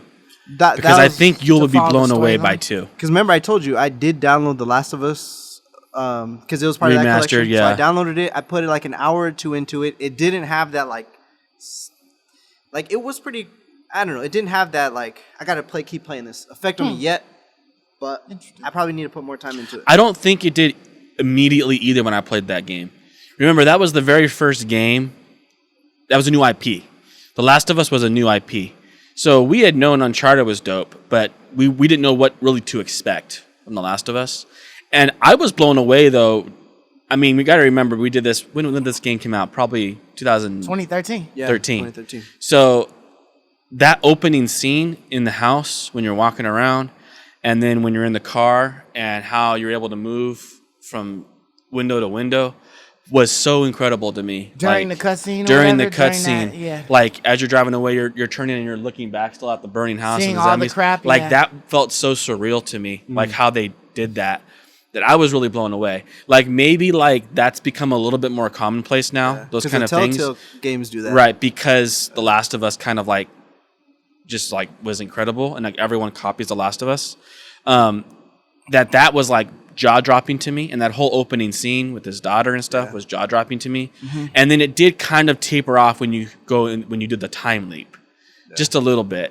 But when you get past like that camp part and like into the city, that's when the game is so freaking good, man. It's like it's so incredible. It's just an absolutely jaw dropping game. So I would just say like truck through a little bit more. Okay. And then if anything, truck through it to the end just so you can play 2, because 2 is jaw dropping, dude. It's modern too. So like I need to give really it a chance. I was trying to do some exploration, but I couldn't really find any items in that game. But maybe there are. Maybe I didn't get to them yet. There's not a whole lot of exploration items in 1. There's a lot more in 2, I feel. Yeah. I think I'm just gonna like play through the story and not try to look, because I was trying to go. It's more like finding blueprints to upgrade your gear. Because I remember you guys were talking about like in 2, like you're looking through like everything. It seemed like, but it seemed like there was like things off the beaten path, but that it wasn't a beaten path. It was like it felt like you weren't supposed to find it, but you were supposed to find it. You would not find it unless had you not gone on the beaten path. But at the same time, they kind of like coax your curiosity to where you're like, okay, I think I want to throw a rock at that, see what happens. Yeah, like you see something move, and it's like, do I go and check that out, or do I just keep going over here? Right. And if you go to check that out, if you do it, you actually find like a pretty important blueprint. It's like, damn, what if I left this? Could have left this behind. I really liked the map. It was really cool, man. The maps were like really dope. It's just you see like an open window, and you're like, damn. I know. I wonder if I could get up there. Can I break that? Or can I get up there? And you can. Yeah. And it's like, oh, if I move this trash can, like this trash can gets me over this fence where I needed to go. But if I stop it right here, I can probably get into that second floor. I wonder what's up there. And then there's like a blueprint for a weapon up there. And it's like, oh, that sounds dope. That sounds legit. It is dope, dude. It is dope. And I think after you guys were talking about that for the second one, I thought the first one was kind of more like that. But so far, the environment, like 1 or 2 hours in, you can't really find much stuff except for like what. Right. That's why I said get out of like the camp that you're in. Get into the city. And there's more of that where like you kind of want to walk into the buildings and see what's in there. Okay. And random things will cut. She'll just start talking about some music she's looking through. Yeah. It feels really real. She talks about the scenes, yeah, the like scenery and stuff around. And that's what's so cool. It's like you would have never heard any of that dialogue between those two had you not went in there and you just kept walking forward. But if you went in there, it cuts in so seamlessly that it feels real and authentic. Gotcha. The communication between Ellie and Joel, all of it is just jaw-dropping authentic. I'm gonna restart it this week, and you'll love it. Install it and restart it. The main thing you're doing in 1 though is you're collecting just survival things. Like I need gunpowder, I need tape to just survive. So you're not really like hunting for like a neat thing, like you are kind of in 2. Yeah, but you're still hunting, man. You still want because you want as much supplies as you can get. I feel like they gave you more with exploration in 2 than they did in 1. You know, you're rewarded more for exploring. 1 was like a beautiful world, and you know, and the environment is enticing and everything like that. But like 2 is where they really like explored the environment. How long is the first one? 18 hours. That long. Oh, okay. Sub 20. Like Spider-Man length. The first it's Spider-Man? sub 20. Yeah, maybe about that long. Okay. Sub 20, but not short like 11 or 12. Okay. Where Last of Us 2 is 30 hours at least. Gotcha. That's a long game. For sure. Yeah, So for the last topic for the quick shots, it looked like we got some little news that Starfield, right, was supposed to be an exclusive on the Xbox. That's the rumor right now. That's the rumor. So I mean, also it's coming out this year. Yeah, and 2021. The rumor was it's coming out this year. We did hear that one a while back that it was coming out this year, but this another one is kind of like solidifying it a little bit more that, you know, that it is destined for this year. Now, when, I don't know, I'm thinking maybe Christmas time. Fall. Would be a good time or something like that. Holiday. But the fact that it's an exclusive, I mean, we kind of saw this coming, if it is an exclusive indeed, because this is a new IP, so it's kind of what you said quite a few episodes back, that they wouldn't do this to something that they have continued an IP with, that they would do this with a brand new IP and make it an exclusive so that it doesn't hurt anybody's feelings. Like, oh, why can't I continue on with the story or whatever? So, you know, as far as it being an exclusive, like to me, it was, you know, it was kind of expected. I'm sure to you guys it kind of was also. Yeah. You know, but it's cool to get another verification that it's coming this year because I'm looking forward to another big game. Same. Or should I say a big game coming on Game Pass. I feel like Outriders is big, but it's not an exclusive. You know, it almost feels like an exclusive because it's on Game Pass. But it's not exclusive. It's not an exclusive. But it felt like it, but yeah. And Medium didn't fit that bill. So, you know, it seems like Starfield may be their bread and butter for the Game Pass as far as like, you know, it being worth it, you know, for other people or whatever, you know? Absolutely. Yeah. So how do you guys feel about that? So for me, like I said previously, they spend so much money. I would expect all of their games to be exclusives, you know, Xbox and PC going forward. It just makes sense because, you know, they need something to stay, you know, competitive. So to me, it's not an issue, especially because it's going to be a Game Pass game, you know, of course. So you don't have an excuse not to try it out. So I'm excited for it. I need to start playing my Xbox. I haven't played it in months, but I still need to get an Xbox, you know, the next gen Xbox because I have the Xbox One X. So I might pick up just the S just to have it. But, you know. Yeah, man, I would. Hopefully, you know. It's worth it. It's a great machine. We'll see this year. But what do you think? Yeah, I kind of expect, like you said, we all kind of expected if anything was going to be exclusive, it'd be Starfall. Field, yeah. Starfield, yeah. Field. I don't expect. I mean, I guess we'll see if this is true or not. But I don't anticipate Elder Scrolls 6 being exclusive. Yeah. And a new Fallout, I probably wouldn't expect to be exclusive. But this one could be, and sure enough, it is. I think they would get a lot of backlash if it wasn't from their base. Just because it's a series that's been on for so long, you know what I mean? They have Elder Scrolls Online. You know, I just on both think consoles right now. if they didn't give any of the Xbox fans an exclusive, I think that they would just be fans would be so mad. Yeah. I feel like they're being pressured in a lot of ways to make one of these Bethesda games exclusive. But I think it's not even by fans. I think it's by Microsoft themselves. You know what I mean? Because they still need something besides Game Pass. Like Game Pass is great, yeah, but they still need something to bring people to say why. Like, I think it's the fans, and it's because the reason why I mentioned the fans is because I think it might actually be hard to know from a numbers perspective what is the best route. I think it is hard to know. Do you make it multi-plat and you get all those cells from the PlayStation, right? You have 50 million, right, of those guys. I think 114 or 120 million PS4s out there. I mean, I'm expecting Starfield to play on the Xbox One. I don't know. Maybe it won't. Maybe it'll be a Series X exclusive. I don't know. But that's hard to throw away. Yeah. But it might be worth it because you might get new users. So maybe the numbers work. But also you satisfy your fans, which I think is really important right now for them. They do not want to anger fans anymore. And they need something to throw their way, some red meat, you know? I kind of see if Starfield is an exclusive, like we see, I see a lot of like there being behind the scenes pay stuff. You know what I mean? Like, you know, some skins that you can buy or some different types of things that you can buy that they are able to make a little extra revenue off of. Just because, you know, it's such a big game, you know, that would be coming out. So I feel like they'll probably try to find a way to make some money that they lose from PlayStation sales. They bound to put that shit in the I mean, I was going to play Starfield on my Xbox anyways. Yeah. No matter what, because I'm going to play it on Game Pass. Game Pass for it's free, yeah. Which is why I wish people would get beyond these console wars, man. Like, just buy both and enjoy it all. Like, but I do think that a lot of Xbox fans are really wanting something unique to them because Sony's had that for so long. You get all these great games. Yeah, but one thing though I'm gonna say is if you're an Xbox fanboy, you're an Xbox fan person, and you have that mentality, that's a terrible mentality because Microsoft is paired with the PC, so you're never gonna have an exclusive. I know, because the PC, more people play on PC. You know, more people have PCs than anything in the world. So.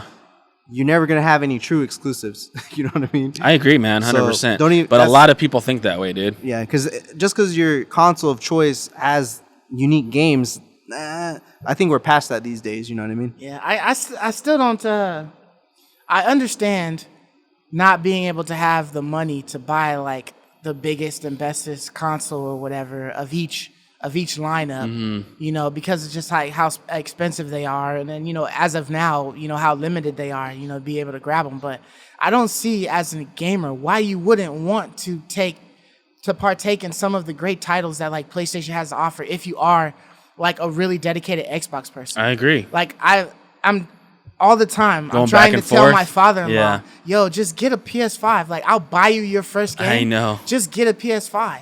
Yeah. Because there's great games on there. Like if you didn't play anything besides the one game I got you, like God if you of just War. have if you Here's just Demon have Soul, PS5's right? Yeah. PS Plus, Yeah. you know what I mean, and just pay that one-time fee of like $30-$40 or whatever when you find it on sale, like you get so many games. Yeah, you do. You know what I mean? So it's like you'll have something to play on there, and they're good games on that system. Like there's great games that won't even touch what Xbox Right. has on their system. Yeah. So it's like, why, if you just love games, why wouldn't you just expand your horizon to play on that? Or if you're a PS5 head, you know, Anthony G, like just play a game on the Xbox. You know what I mean? Like there's so many games that are just for free that you wouldn't have to spend a dime on if you had the Xbox, you know. But if you got a PlayStation, you got to buy Outriders. But you could play that shit right now for free. If you had it's Game like Pass it's on funny. your I agree, Xbox, like you know? 100%. Like I feel like when you get in that mentality, like, oh, I'm an Xbox user only. Like I think like you feel like you're sticking it, you know, to Sony, but you're not. You're sticking it to yourself. Yeah. Like you're hurting yourself. Like it's like you're cutting your own wrist. It's like, dude, come on, you're robbing yourself. Sony doesn't care. You're only hurting yourself. You're robbing yourself from this great experience. Yeah, I agree 100%. Unless you're paid by Microsoft, Yeah, by unless Sony, you're unless paid, you have a contract then with you're them, not robbing sponsored with yourself. them. And Right. even then, you And still even got then. the CEO of freaking Xbox with a Nintendo Switch in his background. Right. And he got a PS5 somewhere back there. Yeah. They still playing all the shit. Absolutely. So they ain't even loyal to their own Unless brand you sign like a that. contract, Right, even and then, you're You right. gotta That's a great test out one. the competition. Even they it like that. Yeah. They That's play so Last fun. of Us, you know what I mean? Right. Like, they sitting there congratulating Nintendo Right. on whatever latest game. Because, you know, that's what they 'Cause gonna do. Yeah, a good game is good. It doesn't matter where it Yeah, is. It's amen. still a game, you know. Yep. And you know, same with the PC Master Race people. Try a console Yeah, out too. I agree. You know, that used to be me back in the day, but I like consoles. You know, I like everything. You know, you're not unless you're paid by somebody. Play everything, like everything, Switch, buy everything. It if just you can. seems like for PC players, the only legit excuse that they ever really have or the can really performance. give is just performance. Yeah. Oh, my PC just outperforms everything. Yeah, but still. You paid 4 There's times some as much stuff for that it, you though. won't even get right now. Like, you're lucky because just now Sony is deciding to make some of their exclusive IPs on PC. Yeah. But before, you never got to experience Horizon. You never got to experience God of War. You know what I mean? Yeah. You never would get to experience The Last of Us ever. So, you know what I mean? You'll never get to experience Spider-Man, PS4. You know what I mean? So, or Miles Morales. Yeah. You know, like, And I think Or that- Demon Souls. Yeah, or Demon Souls. dude. Well, no, Demon Souls. No, well, Demon yeah, Souls is on Isn't it on Steam? I don't Dark think so. Souls. Sorry, Dark Souls. Yeah, it's Dark just a Souls. Dark is. Souls. My bad, Demon my bad. Souls. Demon isn't. Souls, no. Yeah, That's so- Sony exclusive, man. Yeah, so I mean, there's just so many things that you're just They're just now getting gonna Days be able to Gone. test. Yeah. And Horizon. And they got Horizon. And Days Gone is like at least 2 years old or something. But it's like that, right? I was on some forum and I think they announced a game. Yeah, I think it was God of War. And people were talking about how hyped they were, and some guy was like, "Oh, this is so funny, you know, everyone getting hyped for a PlayStation console. I'll just wait until it comes to PC." I'm like, what You waited guarantee 2 do you years. what guarantee do you have that will happen? Like, why are like these PC gamers under this impression that it's a guarantee that these games are going to come to PC? Just because Sony has trickled out a couple, they therefore assume they're going to get God of War, or they're going to get some of these other big names. How could you ever possibly just move through your life assuming that's going to happen? I wouldn't. Yeah. There's no guarantee that's happening. Yeah, one reason why I got my Vita back in the day was to play Persona 4. And it just barely came out last year, 2020. Like On 6-7 PC? years. It took 6-7 years to come out on Steam. So you guys are gonna be waiting for a long time. It may come, it probably will. But whoo, that's a long time. I get it. Performance is like, Yeah. sometimes that's a game changer, Oh, man. yeah, for like, sure. You know, like I was saying, I had played Demon Souls, and then I just switched it from the performance mode to the other mode where it's like the graphic mode or whatever. Mode or whatever. Yeah. And the character just looked like shit. It looked like he was like glitched or something, the way he was moving. And I'm like, I can't even see the beauty in this right now because all I can see is my character when he moves looks so choppy and terrible compared to 60 frames per second. So I went right just back to imagine that if you're playing at 120 man. FPS. Even smoother. Yeah, 120 is nice, and I get it. You know, like I get it getting it on that, but waiting that long for it. My thought is like, dude, if you can afford to get a system like that, you can afford a PlayStation 5, in my opinion. Like, I agree. I get it. You know, having the graphics is dope. Who wouldn't want that? Yeah. But not everyone can afford a $2,500 machine or up. You know? But if you can afford that, then you could afford to get a PlayStation and enjoy all the beauty of their game developers every year. I don't get it. Yeah, but so that's it for the quick shots that we got. So hopping into the big topics, a state of play was just announced or released on what was it, Thursday? Thursday, yeah. Yeah, Thursday. So it had like a cool little, lineup, but obviously the state of play was literally only meant for one game only, and that was to sell their brand new brand new game for the PS5, which is Ratchet and Clank. I forgot what's the title on it. Rift Apart, yeah. So on that state of play, they showed us the fact that Among Us is coming for the PS4 and PS5. And PS5. And it also gave us the PlayStation users a skin for Ratchet and Clank. That's cool. To have on your characters. So that's kind of cool. Yeah. The pets, you had told me that Among Us had added pets in. So the pet can be Clank. Clank. Or whatever. That's So that's dope. pretty dope. I'll be sure to get that. And then also they showed us, what else did they show us? The Subnautica. Absolute which Zero. They just gave us currently right now, if you have not done it, it's for free right now for the PlayStation Plus. But Sub-Zero, so they have a new DLC coming out for it, and that one is for the PS5 as well. So that's gonna look really good. It looked like it's a really cool game. After watching the Subnautica Sub-Zero, I really want to go back and play Subnautica because it's a survival game that takes it's grounded. place. It's like that vein. Yeah. Right. So I definitely want to check it out. I never even heard of Subnautica before they announced it for a PS. Yeah, it's been on Plus Game Pass game. for a while. Has it? Yeah. Okay. I got all the achievements. Like I got the platinum equivalent on the Xbox side. Okay. Nice. So I like games that have to do with fishes. This is not as I was hoping it was more.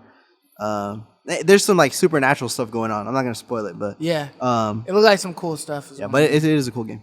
Yeah, and so and then Ratchet and Clank was like a cool, almost like 8 or 9 minutes, maybe. No, it was more. like 15. Yeah, it was like 15. Yeah, 16 okay. minutes. Yeah. It was big. It was long. Yeah, so Long chunk of gameplay. As far as like that state of play stuff goes, how did you guys feel about Ratchet and Clank?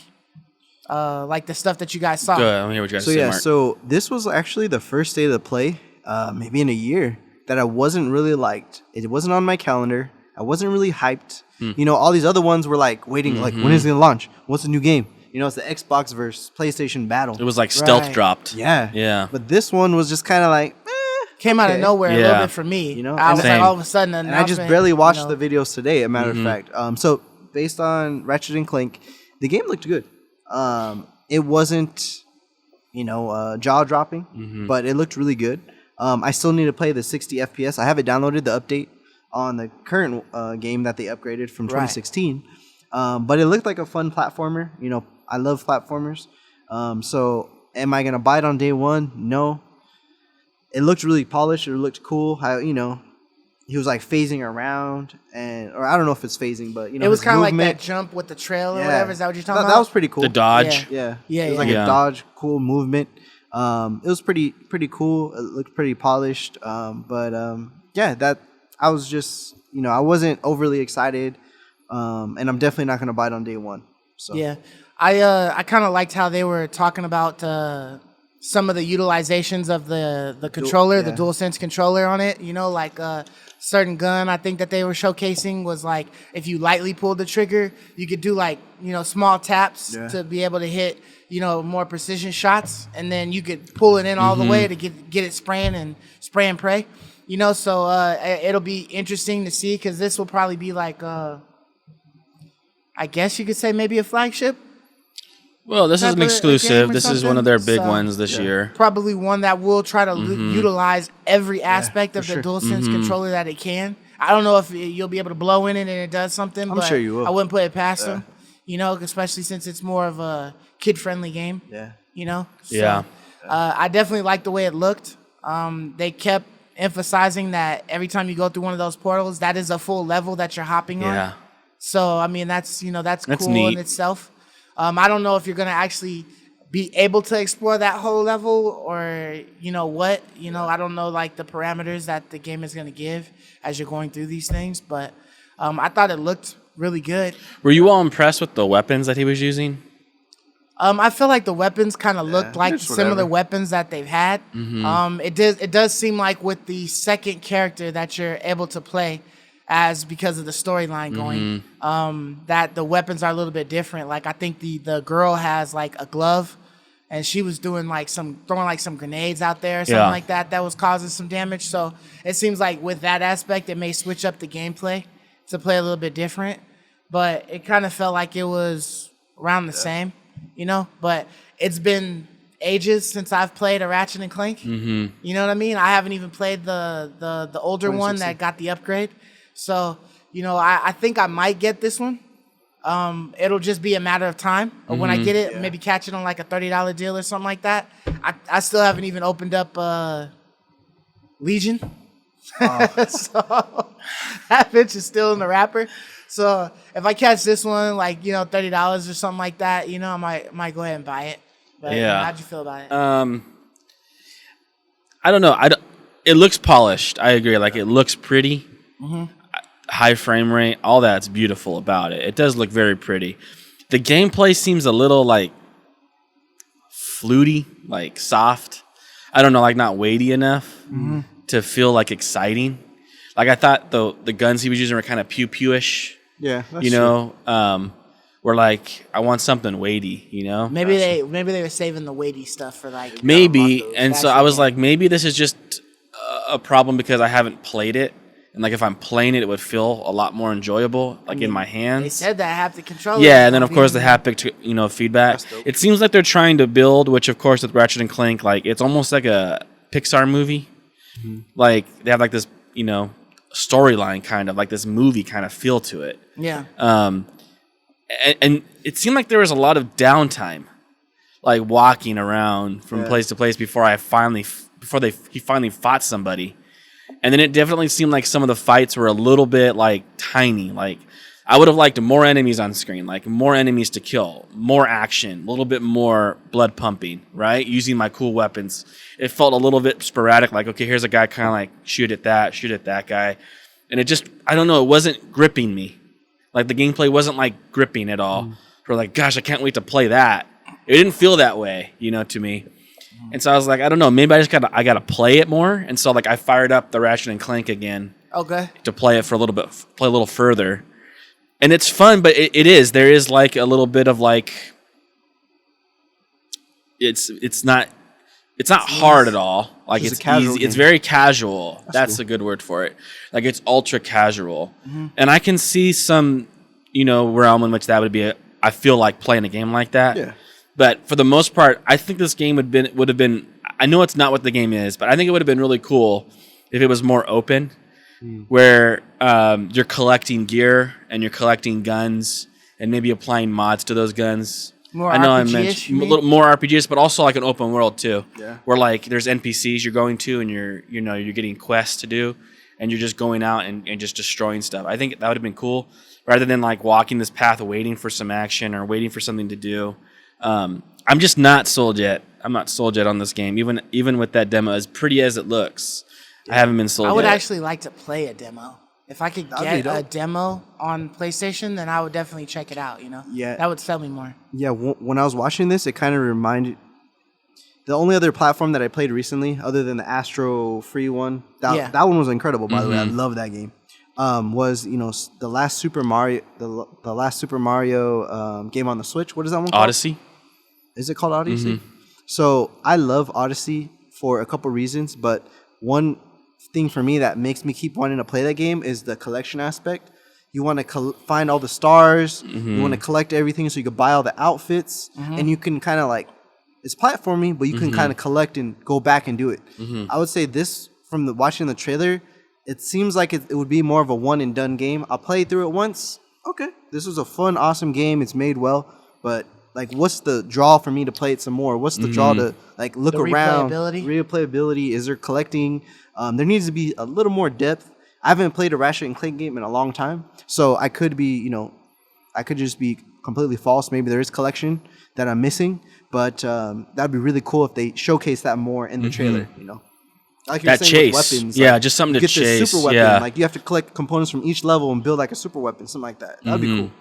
But yeah. So staying with the topic of PlayStation, they also just announced the new games for the month of May for the PlayStation Plus, and it looks like the first game was Wreckfest. Something like that? That's the PS5 game. That's an actual PS5 game. Yes. Now, is that a brand new game or it's been out? So that game came out in like 2014 or 2015. So that's the old one. But so they're just giving us the upgraded version for the PS5. Correct. Okay. All right. And then the other one was Battlefield 5. I know that one's been out for a while now. So that one was, a pretty solid game for people to get on. And then another one that I was more interested in after I watched the video was Stranded Deep. I was like, oh shit, a survival game? And then it looks like you can go underwater, you can be on top of water, you on land, you doing that. Like, I like survival games. I don't get around to playing them a lot of times just because you have to dedicate so much time, to playing one or whatnot. But I'm going to try to pop this one in because this one looked like it could be fun, fighting some of the creatures of the deep, sitting there. It's got the building aspect. I don't know if it's got multiplayer in there where you guys could be on the island together. I doubt it. But, it seems like it might be pretty entertaining for it. Sure. And it looked like it was pretty cool. Yeah. So, I was actually like surprised with that one. I had looked at the Wreckfest, and the Wreckfest kind of reminds me of like a Burnout Paradise or something like that, because it seems like it's a racing, but they want you to crash into shit. Yeah. So that seems like a different version of Burnout Paradise. So I may pop it in because I really enjoyed Burnout Paradise.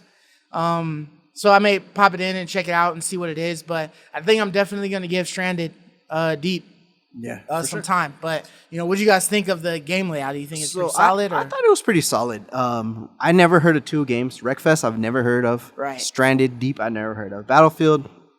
I like Battlefield, so this is a welcome addition. I haven't played this one on the console. Played it on the PC, but I haven't played it on the console, so I'm curious how it runs on the PS5.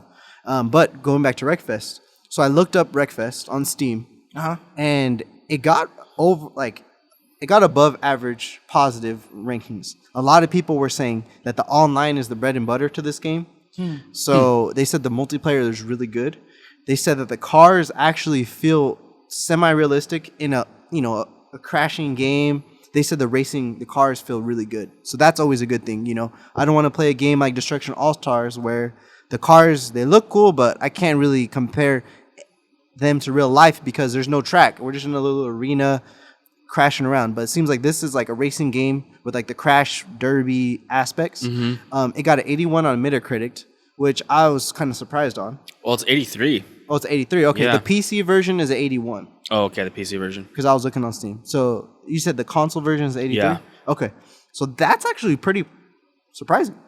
I would have 81 on PC. Yep. So I'm surprised, because that's a pretty good review. I'm surprised I never That's heard high. About it.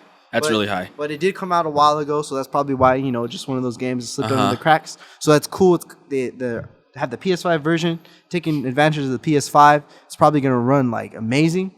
So I'm really excited to try this one out. So if you guys want to one night, I'll play this game. Wreckfest. I think it'll I'm down. We'll hit up Squid. Hit up Anthony G. I'm gonna plug up my extra hard drive, so I'll be able to load that over there. You know what I mean, and slide it. Well, this is the PS. Oh, whenever you're ready. Yeah. Yeah. Like Wreckfest is interesting because there's a guy I follow on YouTube He's a low bid kind of guy, like maybe 20,000 subs, and he's got a pretty good taste in games. I kind of got a pretty good taste in his gaming, palette, and he throws out little like tweets or whatever, and he'll be like giving away his favorite game. He says, "Giving away my favorite game this month, Grand Theft Auto 5," And then one week or month he said, "This week I'm giving away Wreckfest. I know a lot of you haven't played this, is Phil on the Rare, but this is one of my favorite games of 2019." And I was like, "Really? Wreckfest?" It looked like, just looking at the cover, it's like, this seems like some kind of like no-name cheese game. Agreed. And I was like, "Really?" And I was like, so I looked it up too. This was back last year. Yeah. And I was like, dang, 82, 83 on Metacritic. Good. I was like, that's high. This guy is not joking. He really likes this game a lot. And like, he got a really high review. And so like, I was kind of like contemplating, is this something I would ever buy? And now sure enough, it's on PlayStation Plus, which is super dope. Yeah. And we get the PS5 version. This is the PS5 version. This is not the PS4 version. Right. So like, that's super cool. I'm definitely down to like, bumper card it up with you guys, And once again, they're giving us another PS5 game. Another PS5 game. So like, that's really cool. Like, I know a lot of people realize how well reviewed Wreckfest is. Yeah. Highly rated game that no one knows. And then also, I agree with you. When I saw Stranded Deep, I was like, this looks really neat. I love the isolation feel. Where like you're just by yourself, take your time, do what you want to do, explore what you want to explore. You still got animals that you got to deal with and stuff like that. Yeah, I just like that feeling of like, okay, you're just on your own. You don't have to worry about like another player attacking you like an arc or something. Yeah. Or like, I just like that. It's like, I don't know, it just feels nice. Like you can just get away. Yeah. Like you can just get away onto this island and build and survive and explore. A nice escape. Yeah, it seemed, and like I agree how you can go in the water as well as on the land. That's pretty dope. Like, that's cool. Yeah, it seemed like it covered like a large aspect. It's pretty fleshed out of the world. You know what I mean? For you to be able to do all of that. Check I know the Metacritic doesn't matter. I didn't look at the Metacritic score on that one. No, I'm just curious. Yeah, I never heard that. When did this Stranded Deep? When did this one come out? Even I don't know, man. I feel like the survival games, like those are kind of slim pickings because there's so many. I'm trying to find it. There's no results. It came out in 2015, initial release date. Damn. Really? Yeah. Wow, that's pretty 2018. 2015. Whoa. So I wonder if this will make the developers, like if this picks up a lot of gameplay, if the developers will try to create a PS5 version of it. I'm showing a 64. They probably left it. I'm showing a 64 for PS4 version. It's not even. It says it's still in early access, which is kind of weird. So is this like the official launch of it? Maybe. It has a very positive, mostly It's positive. on everything, though. It's on PlayStation 4, Xbox One, like you were saying. PC. On there. It's even on, it's on Mac, all that. So. No, that one struck me, too, when I saw that. And then Battlefield 5, that's old, right? Isn't that, like, extra old? It's their latest. I know it's their latest one, but it's old now. Yeah. When did that come out, Mark? Is that like 2018. 2018? So 3 years. It seems so long ago. When you get a COD every year, like, when you have the competitor, their last one was 3 years ago. They released a new game. It just seems weird. Yeah. But I don't know if I'll even play Battlefield 5 at all. Yeah, I like the Battlefield series because it's a completely different game than COD. It's like it's that new mode that the new mode COD started adding with like the big teams and driving the tanks. That's more of like to me this Battlefield signature in the vehicles, big old map, and then Call of Duty is like the corridors, the small maps, to me. Twitch shooter. Yeah, Twitch Battlefield's shooter. not a Twitch shooter. Yeah. It's more like tactical. Yeah. But so, the biggest topic that we came across, right, is this release of a game that a lot of people have been waiting for. It's basically time to show and prove. House Marquee has released this game. This game is $70. It has not gone down yet, but it just came out. Yeah. You know what I mean? But depending on how this does, it's really gonna make or break House Marquee, right? Because we talking about Metacritic PlayStation right now, Yeah. And what they're asking for. And Returnal has dropped.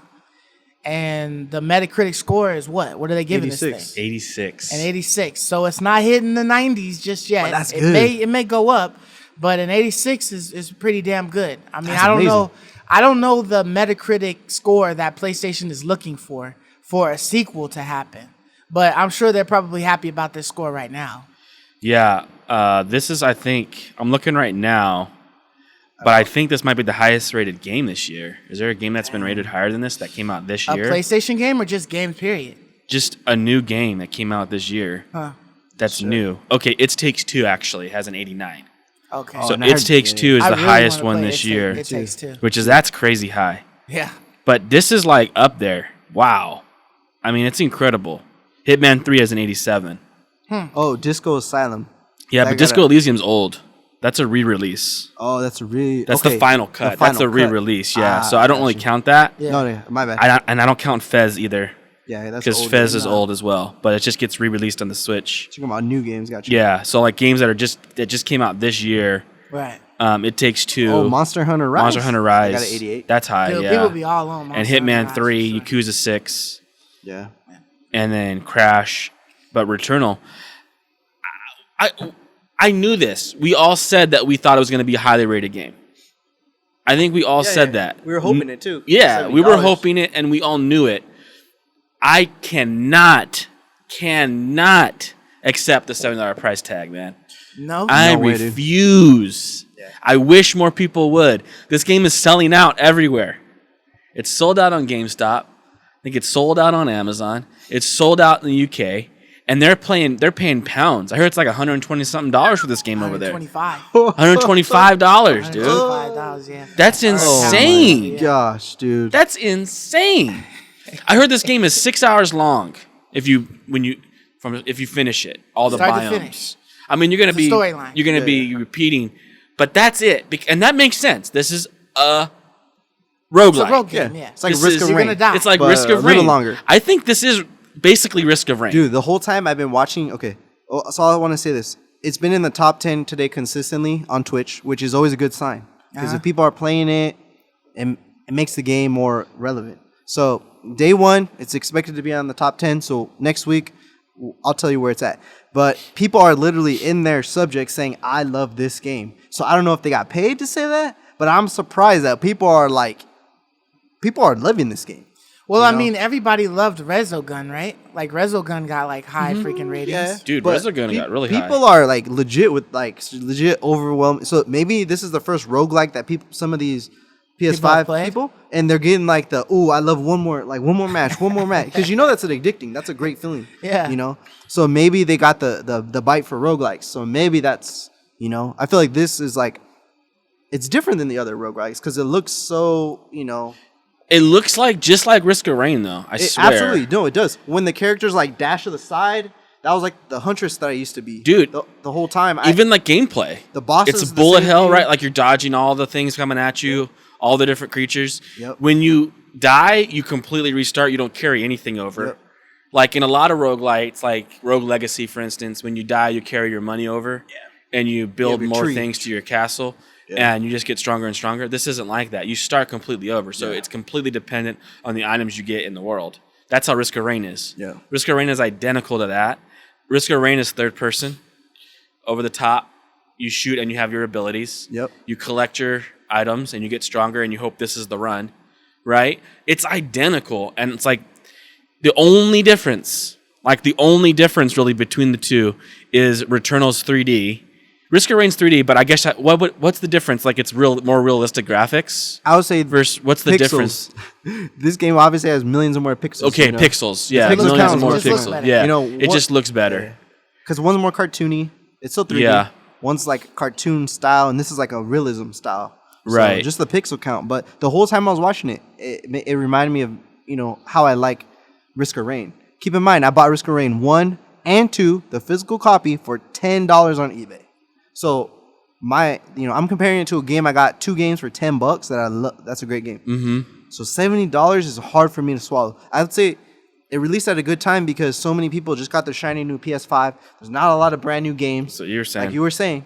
So they're like, let's just buy it. It's a brand new exclusive. Let's buy it. That's Maybe- 100% I mean, there's what been it quite a is. few games that have been pushed back and just haven't released yet. Like we got a lot of shit in that initial state of play of games that were gonna release for the PlayStation 5. And like none of those have even really released except for this one. Yeah. You know what I mean? And Bug Snacks, but they gave that one for free. And this, you know? the question in my head was like, dude, I'm sure if Kenna asked for $70, they probably would have got it. I agree. Yeah. That's the precedent I'm afraid if they had of. came out before this and asked for 70, they would have still got it before Returnal. This is the game drought right now, kind of. Just because of that, yeah. Yeah, there's a game drought. There's nothing to play. Yeah. People have been waiting to play something. This does kind of make you think like, well, damn, I know Kenna's kind of given their price at around $40, right? Because that's what it is on the store. Yeah. It's about $40. And then, you know, if you want the deluxe edition or whatever, it gets pricier. But like when you see this and you see, okay, if it can be done good enough that people will enjoy it, I can charge to the moon for this. This is a fleece, man. I think this is all totally game drought money.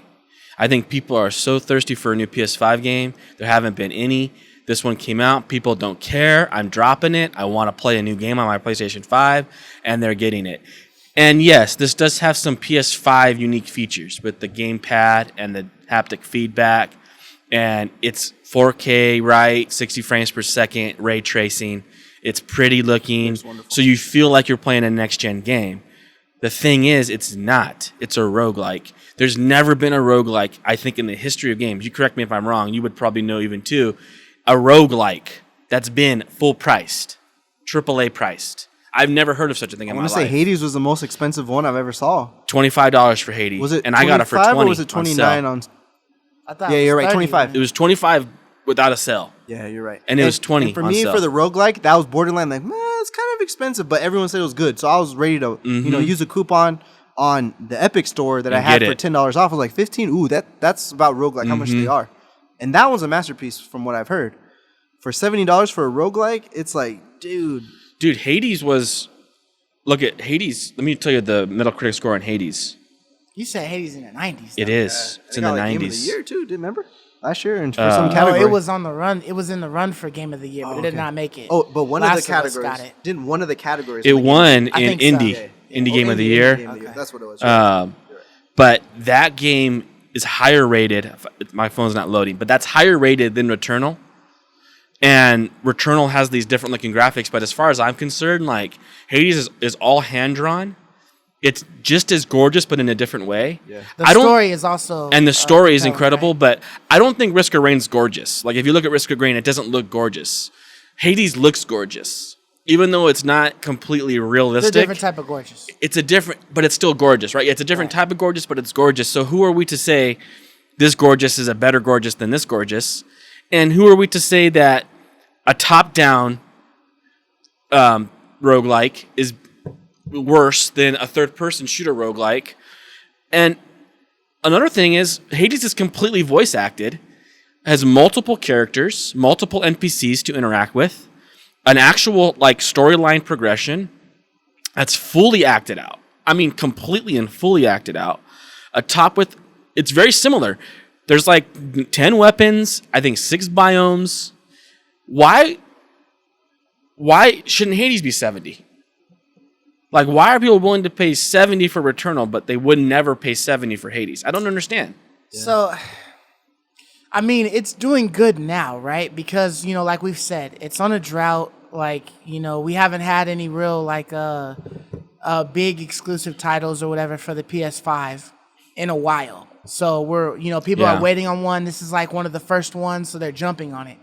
The question will be, is its longevity? How long can it maintain, the good sales? Like, is it still going to stay the same price? Like, how long is it going to stay 70?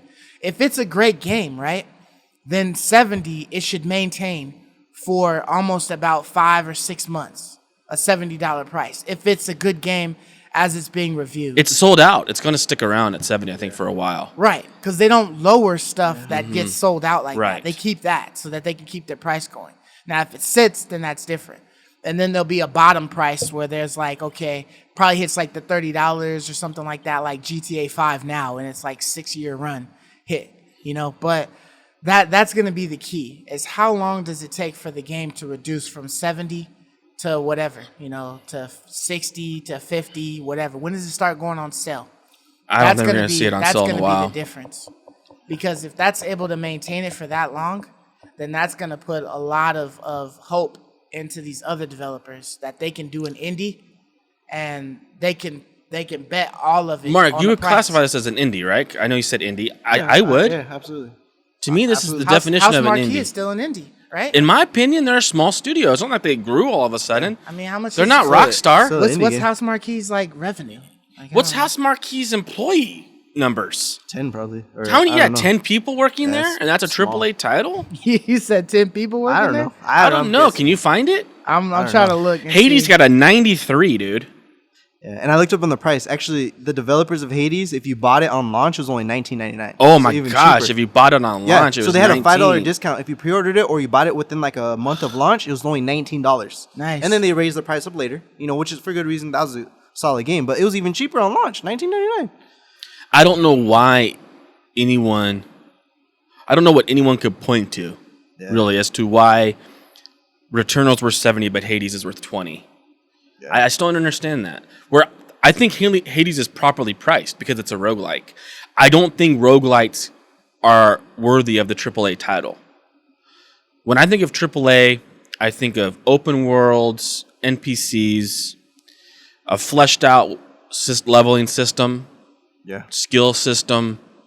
because there's less to develop for it. Right, less to develop for a roguelike. Yeah. Exactly. Like that's my ultimate point. Yeah. 80. A full what? 80 staff.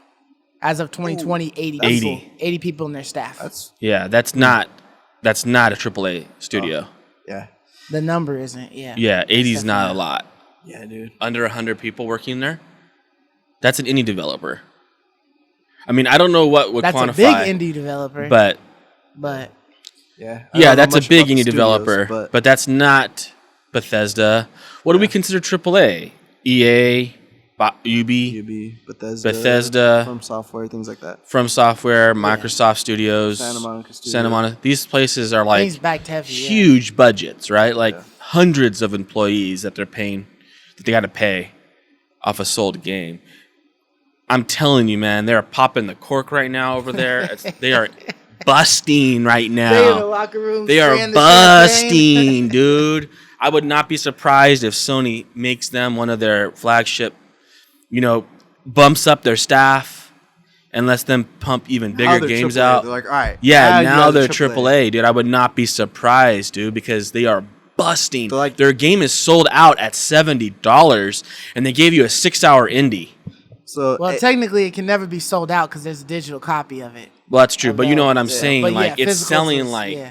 gangbusters, as you would say. Right. I mean, I'm shocked. I wish people would have refused to pay 70. I just wish people would have. yeah, They're not. It seems like Sony is like hazing the Schmigiggins group. They're like, all right, you want to be a AAA? Prove it. Make your indie game. Try to sell it like it's a AAA. And if people buy it, then all right, you're one of us. Schmigiggins group, Yeah. you're AAA. Dude, that's going to be rough now for the Schmigiggins group, dude. Because they got to follow this. It's Yeah, like dude. you have to got release a 120 people. Schmigiggins, get to cracking, bro. It's like they had 80 over 80 here. and they did this. It's 80 and they did this. So you got This is a game changer for Housemarque. And I'm telling you, man, like, they are going to blow up now. Yeah. This is incredible for them. I mean, I'm happy for them. Yeah. I love that studio. They make good games. But look at their past. Resogun, right? Alienation, I never played those. right? Ex Machina. They're all arcade games. Yeah. Like, have you seen Super Stardust Ultimate? Remember Super Stardust? You That's go around the another one I planet. missed. Those are all arcadey games. Like, you go in the arcade and play those. Yeah, That's the developer they are. you're right. Every one of those is indie. So they got That's the formula. definitely the feel of Resogun. That's like exactly what it Yeah, gives it's you. an arcade game. type of game. Yeah. I Like think- Galactica or something like that. Yeah, like Galactica, but modernized, Right, right? right. I think that's basically what Returnal is too. Like, if you look at Returnal, it's very arcadey. Yeah, I can see that being an arcade game. Like, if they still had arcades, Yeah, for sure. Yeah. that would fit the bill. And I that's what wonder they if make. Got a joystick in like the deluxe edition or something. I know, PS5 right? joystick. Yeah, that'd be crazy. But I'm hearing it's super hard. Yeah. Yeah, People are saying it's harder than Dark Souls. I wonder if that's. I think that's some a of the allure, stretch. too. I don't know if I'm just saying people are saying that. But you're right. I've seen a lot of guides online. It's like how to beat the first boss. I was like, dang, is that hard? But I think maybe they're attracting audiences because I feel like the people who play roguelikes, they master methodical about their movements. They master all those you have those little windows that you gotta be perfect. But I feel like this game, because of the game drought, it attracted just everybody, people who never played roguelikes before. So it's getting that, one more game itch that these kind of games have. And it's hard enough to keep you interested. Dude, roguelikes, they make hard games though, Housemarque. Like Resogun was hard. I bought the Next Machina, which is their most recent game they released before this one, which we saw at PlayStation Experience. We saw Housemarque at PlayStation. Remember that guy we talked to? Right. He was drinking a little drunk. Then he was showing us next. It looked great, but it's a bullet hell. Like they've almost always made bullet hell games. Like that's their number one claim to fame. Yeah. And they're very much arcadey, like going for the high score, like meant to be hard. Like they believe in that old fashioned hard school arcade style, and they are, man. Like I have a stinking hard time, dude, with Next Machina. Like, yeah, I got past the first zone, and like I was having the hardest time on the second zone. I was like, this game is too hard for me to get into. Like I just keep dying over and over and over again in a zone. Like I'm not enjoying this. I don't have the heart to want to put the work in. That's kind of like that one game that you got me the one time for Christmas. Oh, Fafnir or whatever. The name of it. Yeah, that one for the Switch. That shit is tough. Yeah. I was like, golly, man. Like I'm having to put a lot of work in, and I couldn't get anywhere in that game. Fafnir? Something like that. Fafnir? Yeah. I'll let you guys know the yeah. Isn't Fafnir like Loki's son or something? It's what? Isn't that like Loki's son, Fafnir the wolf? I don't even know. Is it Sure. It's like, but it was like a little 16-bit or something like that, or 8-bit game. But it was a roguelike, and that sucker is just like I don't know if I'm saying it right. I don't know I don't know. Well, it wasn't really roguelike, but it was like a Z to start with a Z. I don't even know. I have to go back and grab. It was highly rated. Yeah. I really wanted it, but that sucker was tough, man. That sucker is tough. But yeah, like one guy wrote an article saying like, I played Dark Souls to relax, and I can't play Returnal. That's kind of surprising. That's what he was saying. He's that like, makes me I'm a hard. Returnal more, but that's kind of hard. That's kind of hard to believe. To be honest, that turns me off from wanting to play it. But I get it because I've played a lot of Housemarque's games, you know, and they're hard. They're really hard. I don't have the patience to get good at them because that's what it takes. You have to like get good at this game, like not just good, but like really good. And I don't have the patience, man. So when you look at all of the reviews, some of the gameplay you guys might have seen, whatever, does this game look like it should be worth $70? I mean, if you try to take a step back from the fact that, the game is a roguelike game and everything in its genre is not $70. You're saying looks alone. Yeah, if looking at it, the way people are enjoying it, do you think this game should still be worth $70? Or do you think that it's still a reach that they're able to succeed in? I would say I need to watch more, learn more about like the collection aspect, because that's always my favorite part of roguelike games, collecting the weapons. I want to see all the different weapons and things like that. So the short answer is no.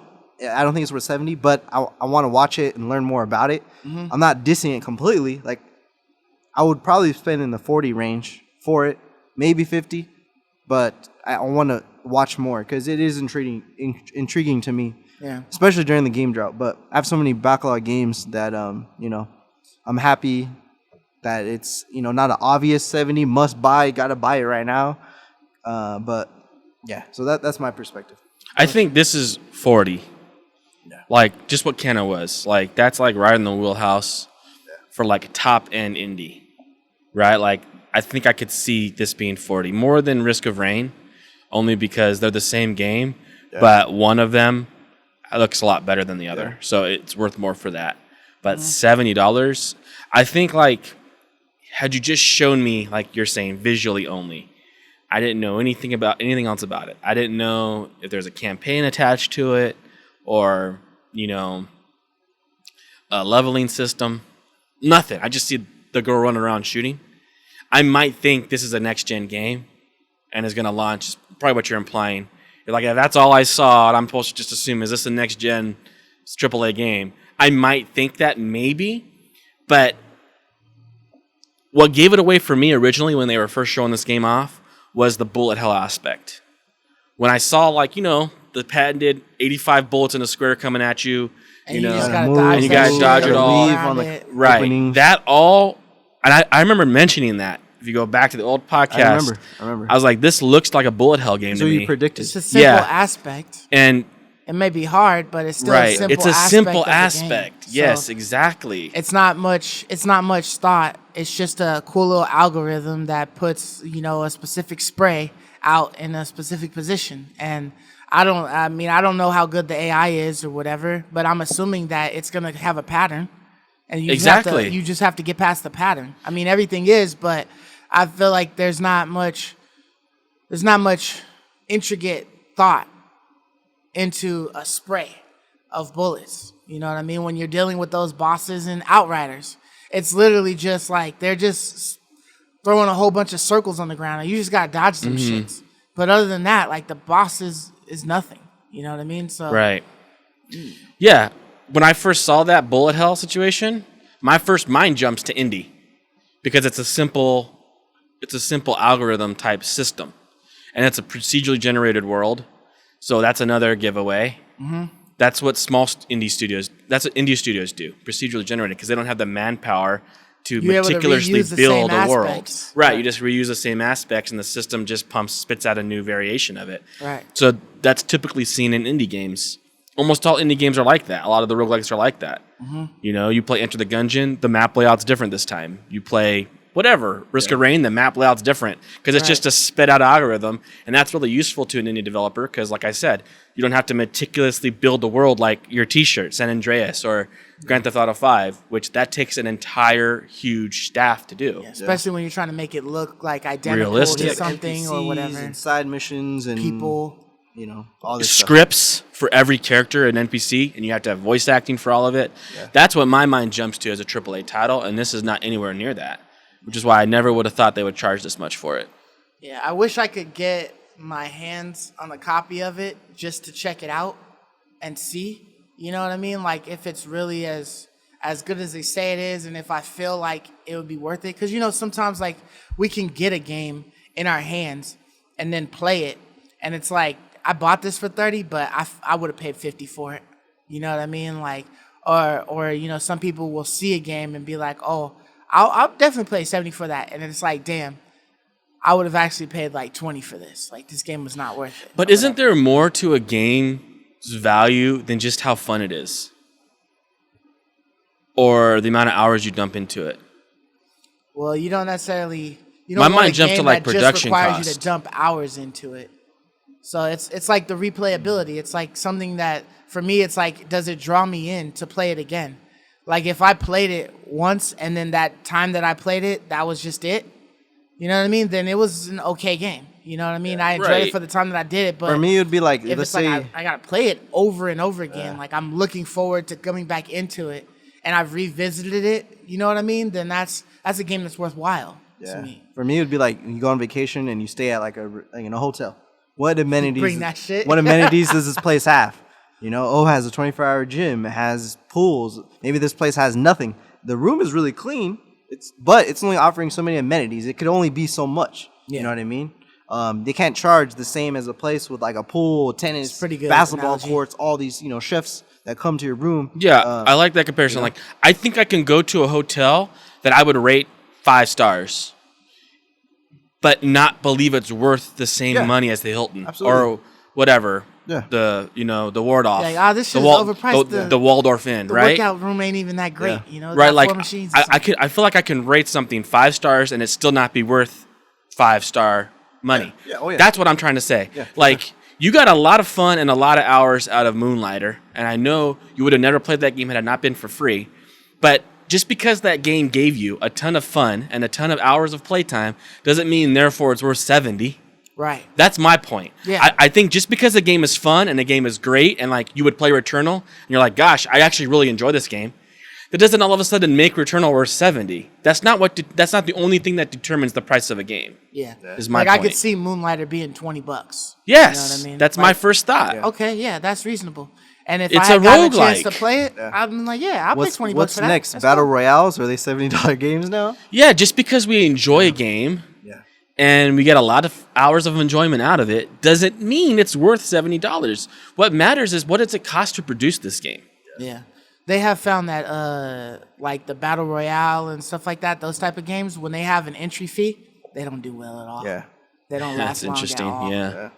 But Which all makes of sense. the ones that have like a free entry fee, they get a lot more people to play it. Yeah. And then there's a lot more enticing things in it afterwards. That's why But PUBG went from like on a high pedestal to it's just an afterthought. They're trying to sue Fortnite. They're trying to sue all these people because they're like, oh, they took our formula. No, we didn't. We just we're out for free and sold stuff, so we're making way more money. But yeah, you're right. Yeah, think about it. What really is Fortnite? What really is Warzone? What really is, Apex Legends or any of these battle royale games? Player unknown. They're just a map, and you throw people in there. First person shooter. How much effort did that take a developer to make? Not much. So that's why they throw it to you for free. Yep. And they try to get money from you on the back end. Yep. But that's what I feel like this Returnal is. What is it? It's a roguelike. Yeah. The recipe was the same recipe everyone else uses. The recipe is a simple recipe, just like the recipe for Fortnite's a simple recipe. So you don't charge for those games. Yeah. You don't charge a lot for these games. Now, I could even get behind the Hades theory. Hey, you get it on day one, first 2 months or whatever, we give it to you for a lower price. And then after that, we're going to charge you more. You know what I mean? Like, it's an introductory fee. It's like cheap. Thank you for rocking with us. It's a little bit more. So if they had came in at like 50, let's say House Marquee did 50 for the game. And then after, a certain few months, they make it 70. You know what I mean? Like, if you didn't get it while it was 50, it's 70 now. You know what I mean? Yeah, I would say that is what it like is. A game like Mortal Shell, their game was like what, 29 or 39 on launch. 29 on launch. Like that, it's a great game. I haven't played it. I played the demo, but I haven't played like the whole game. But I would say they followed the right path. Like, all right, we're a smaller studio. The game is not as much content as like Dark Souls, Demon Souls, those kind of games. Yeah. They price it accordingly. I think if it was Sony would have tried to squeeze 70 out of that game. Oh, for sure, dude. Yeah, for sure. But I don't think I just can't emphasize enough. I don't think that it's not like Hades gets bonus points because it was cheaper. Hades is a legitimate 93. Like, it's legitimately that good. Compare it to anything you want. Assassin's Creed, Watch Dogs Legions. Hades is better than those games. That's just an objective fact. It doesn't mean I'm going to pay as much for that as I would for Valhalla. Yeah. Because there's just a lot more in Valhalla that goes into making a game like that than Hades. I can't emphasize that enough. That's an absolute fact. Everyone knows it. No one would pay the same amount for Valhalla as they would for Hades. Yeah.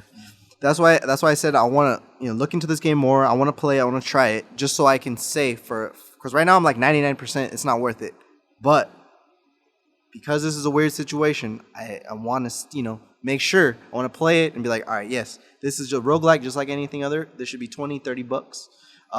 But I would say I do want to play it. All this talk actually hyped me up, oddly enough. Especially when I heard it was so harder than Dark Souls, because Dark Souls is a hard game. And you almost kind of want to test it. Like, I was like, really? I want to try it and see. Yeah. I want to see if that's true, because that seems. Is it like? Are you just comparing like the first boss with the first boss? Like, what are you comparing? Because Dark Souls, all the Souls games are actually really hard to me, at least. They are. They've always been defined that way. So I don't know how Returnal. It's literally got a Souls-like. Yeah, if it's hard, they call it Souls-like because that's to define difficult. If it's punishing, it's like so that. I want to take it for a spin and see, if that's. But true. Souls is a brilliant, genius difficulty. It's beautiful. It's fair. It's right. It's hard in the right way. You don't feel. It's not just punishing you. The perfect dance. Yeah, it's like. Yeah, the perfect dance. I mean, it's just, that's the beauty of it. I would like to see if Returnal is able to even touch that kind of difficulty. So maybe you guys in the comments can let us know whether you think Returnal is a $70 game or if it should be a different price. I know we've asked that question several times, but with all of the new news, all of the gameplay, everything coming out that you see, maybe you even played it yourself, but, maybe you could give us your opinion, we have our ways of how we feel about the game and the statue, that it has or whatever.